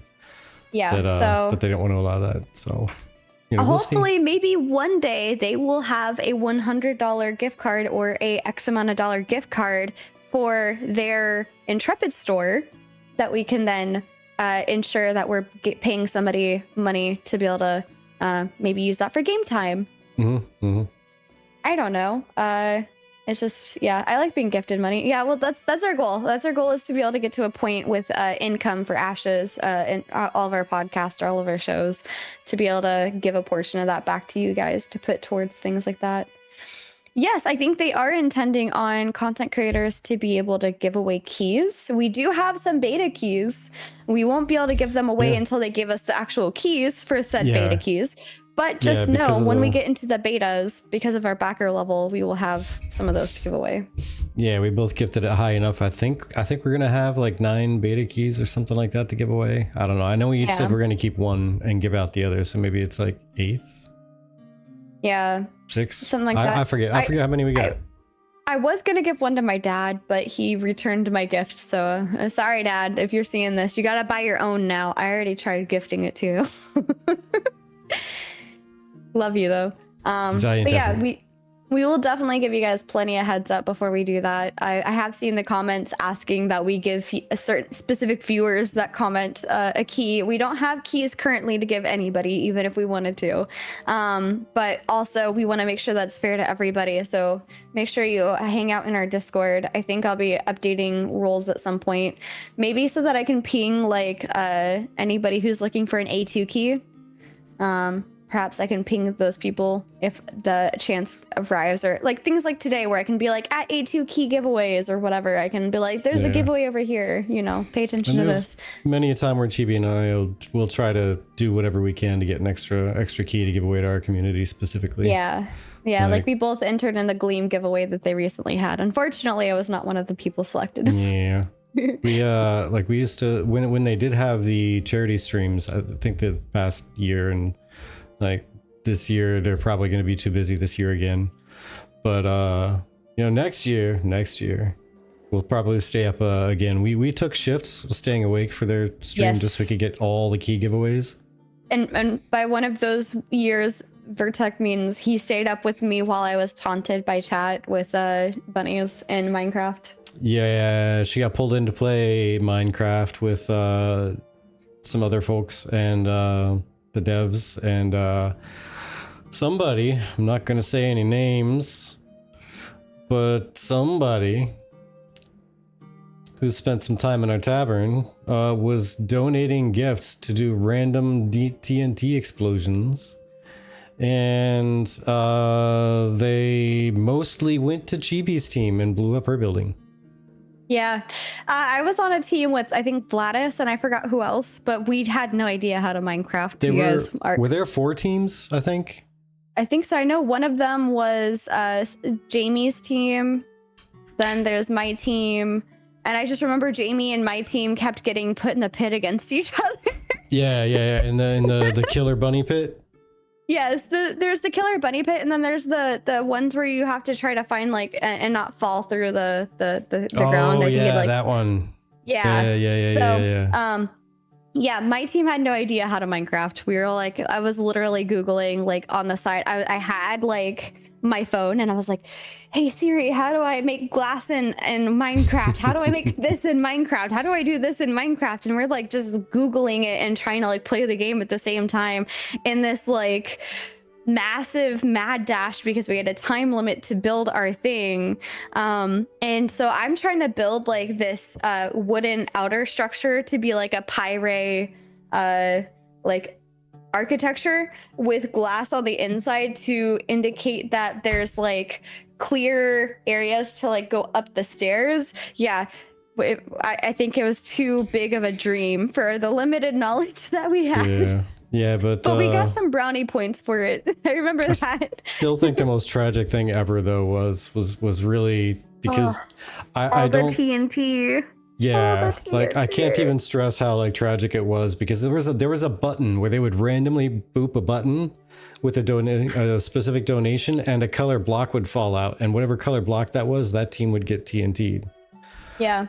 And I swear, like not even lying, it was probably 7 out of 10 of them ended up on her team out of 4 teams. It was just like random yellow, random yellow, random yellow, random blue, random yellow, random red. Okay. It got to a point where like I could tell in Maggie's voice when she was like, yellow team. It got to the point like you guys didn't hear her. Oh, hey, Erwin. Thank you for the raid. Yeah, welcome in there, friends. We're just chit-chatting here for the last little bit. But yeah, the devs talking they were like, oh no, not yellow again. I gotta go warn them first. I gotta go let them know that we don't hate them. Yeah, because I guess if you're looking from our perspective, like just every couple of minutes you'd hear a dev pop in, or mainly Maggie, and be like, the yellow team. So I was here. I was just talking about oh, you were responding to that. Okay. Yeah. But yeah, I'm not going to name any names, but if you keep a sharp eye out, you'll recognize the initials. Guy's initials were Chaffee J. Wait, we didn't actually just do only the initials. Remember that guy? Oh my god. But yeah, it was good times, I think I had fun though, despite not knowing how to Minecraft. And then I think my like positive reaction to all of that, even though like we kept getting targeted, was like, it was still here we go again. I think that ended up having Chaffee end up joining our community for a little bit there, and that was really fun. He's still part of it. He's just a little less available at the moment. Doing the RL thing. Yeah. But either way, I don't know if they're gonna have another thing this year. It'd be really, really fun if they did have another thing this year for the charity streams. But I can tell you that Vertec and I will be having our charity stream this year. It is actually, mark your calendars for October 25th. 25th. I was right. I confused myself for like 2 seconds. October 25th, we'll be doing our charity stream. It'll be our 24-hour charity stream. And we're actually going to be having, I think, Crix Gaming as our guest for our 24-hour charity stream podcast. We'll be in our costumes. I've got I think to honor last year, because we were supposed to do a charity stream last year, I'm going to wear my Gothic Tavern outfit for this charity stream. Okay. Yeah. Because we were going to do that, and then hurricanes happened and we couldn't do that, the thing. So carrying it over this year, then I got to figure out something to do. I don't know. Yeah. Well, maybe you can do, I mean, is there a Gothic Vertec? What would that look like? Give him a mohawk, some guy liner, some mascara. But yeah, I mean, let us know if you guys have any idea what you want Vertec to do for that. Maybe we can make that part of the subscriber goal for September. It would look pretty, TV. Come on. We talked about this. I mean, I call him handsome all the time. You can ask him. I'm like, you're handsome. How's it going, handsome? She do. I would like to be a smarty Alec, but no, she do. Deathiums is Captain Underpants. Captain Underpants. Oh man, just Quail Man. Bard back with Guyliner and some emo hair from the 80s. There you go. Heckin' yeah. See, Mr. Noobtastic gets me. Start rocking the spiked wristbands. Boy, well, before we ramble too much, we should probably maybe tootle along. Yeah, I was actually looking. We're the only one in the Ashes community right now. So I am looking through who we've got. We got Wicca Sloth. Because you know what stinks? I was trying to recommend Alluring to you earlier, and she tapped out since I recommended her over. It said short raid, and I checked her first. Or short stream. So, by the way, you didn't hear it from us. But apparently tomorrow is her birthday.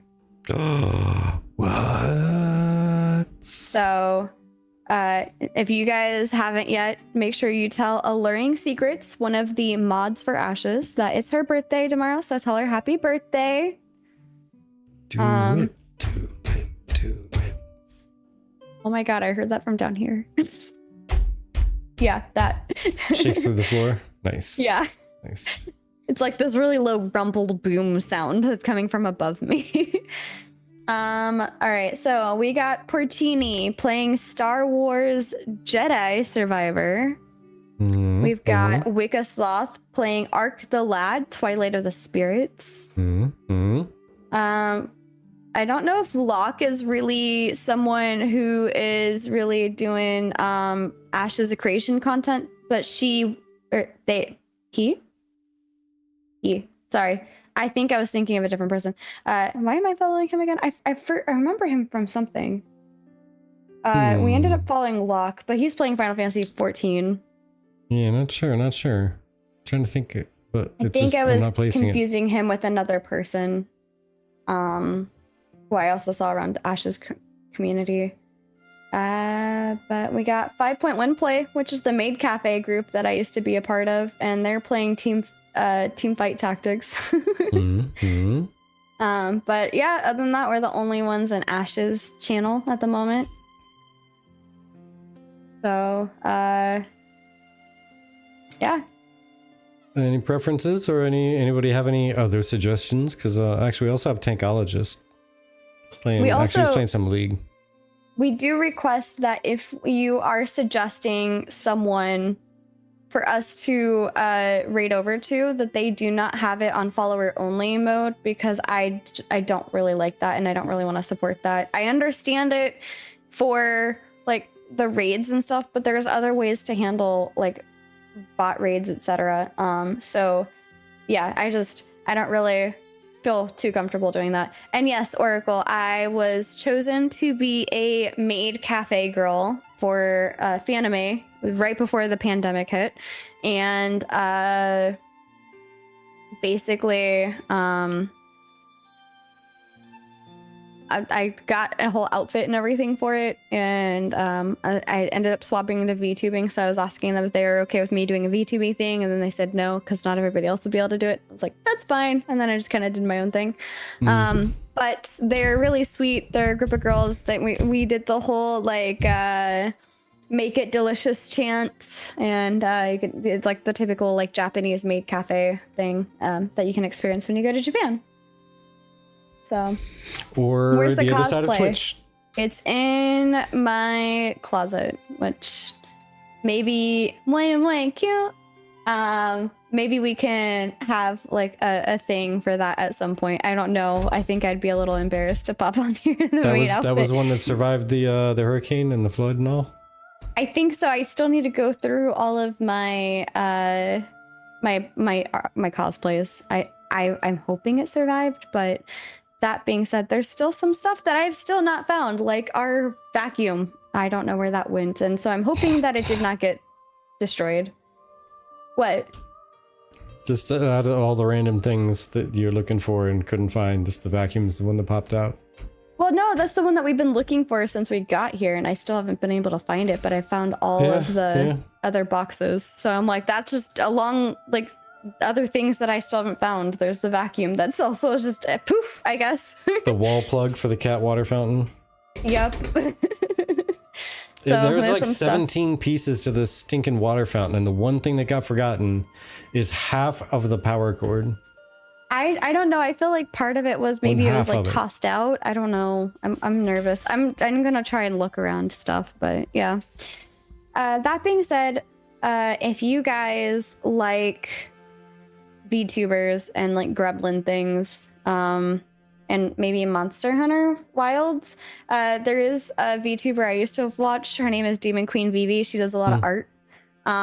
And she's playing Monster Hunter Wilds, but I think she has a, oh god, I think she has a snake VTuber at the moment. So she kind of changes what she's her little VTuber is. So I don't know. Yeah. Well, somebody suggested Porcini a little bit ago, so let's go ahead and do that then. Yeah. Also, fun fact: we're gonna have Zeus recommended Porcini. Thank you, Zeus. We're gonna have Porcini on in September, so keep an eye out. Good night. Thank you. And keep an eye out on our Discord. We have all of our events updated on there. I need to, I think, do the PAX West thing. So I need to update that. But yeah, I mean, for whoever our guest is when we have a podcast, that's in those areas as well. So feel free to check it out, see when we're going live, and it'll be converted to your time zone. So yeah.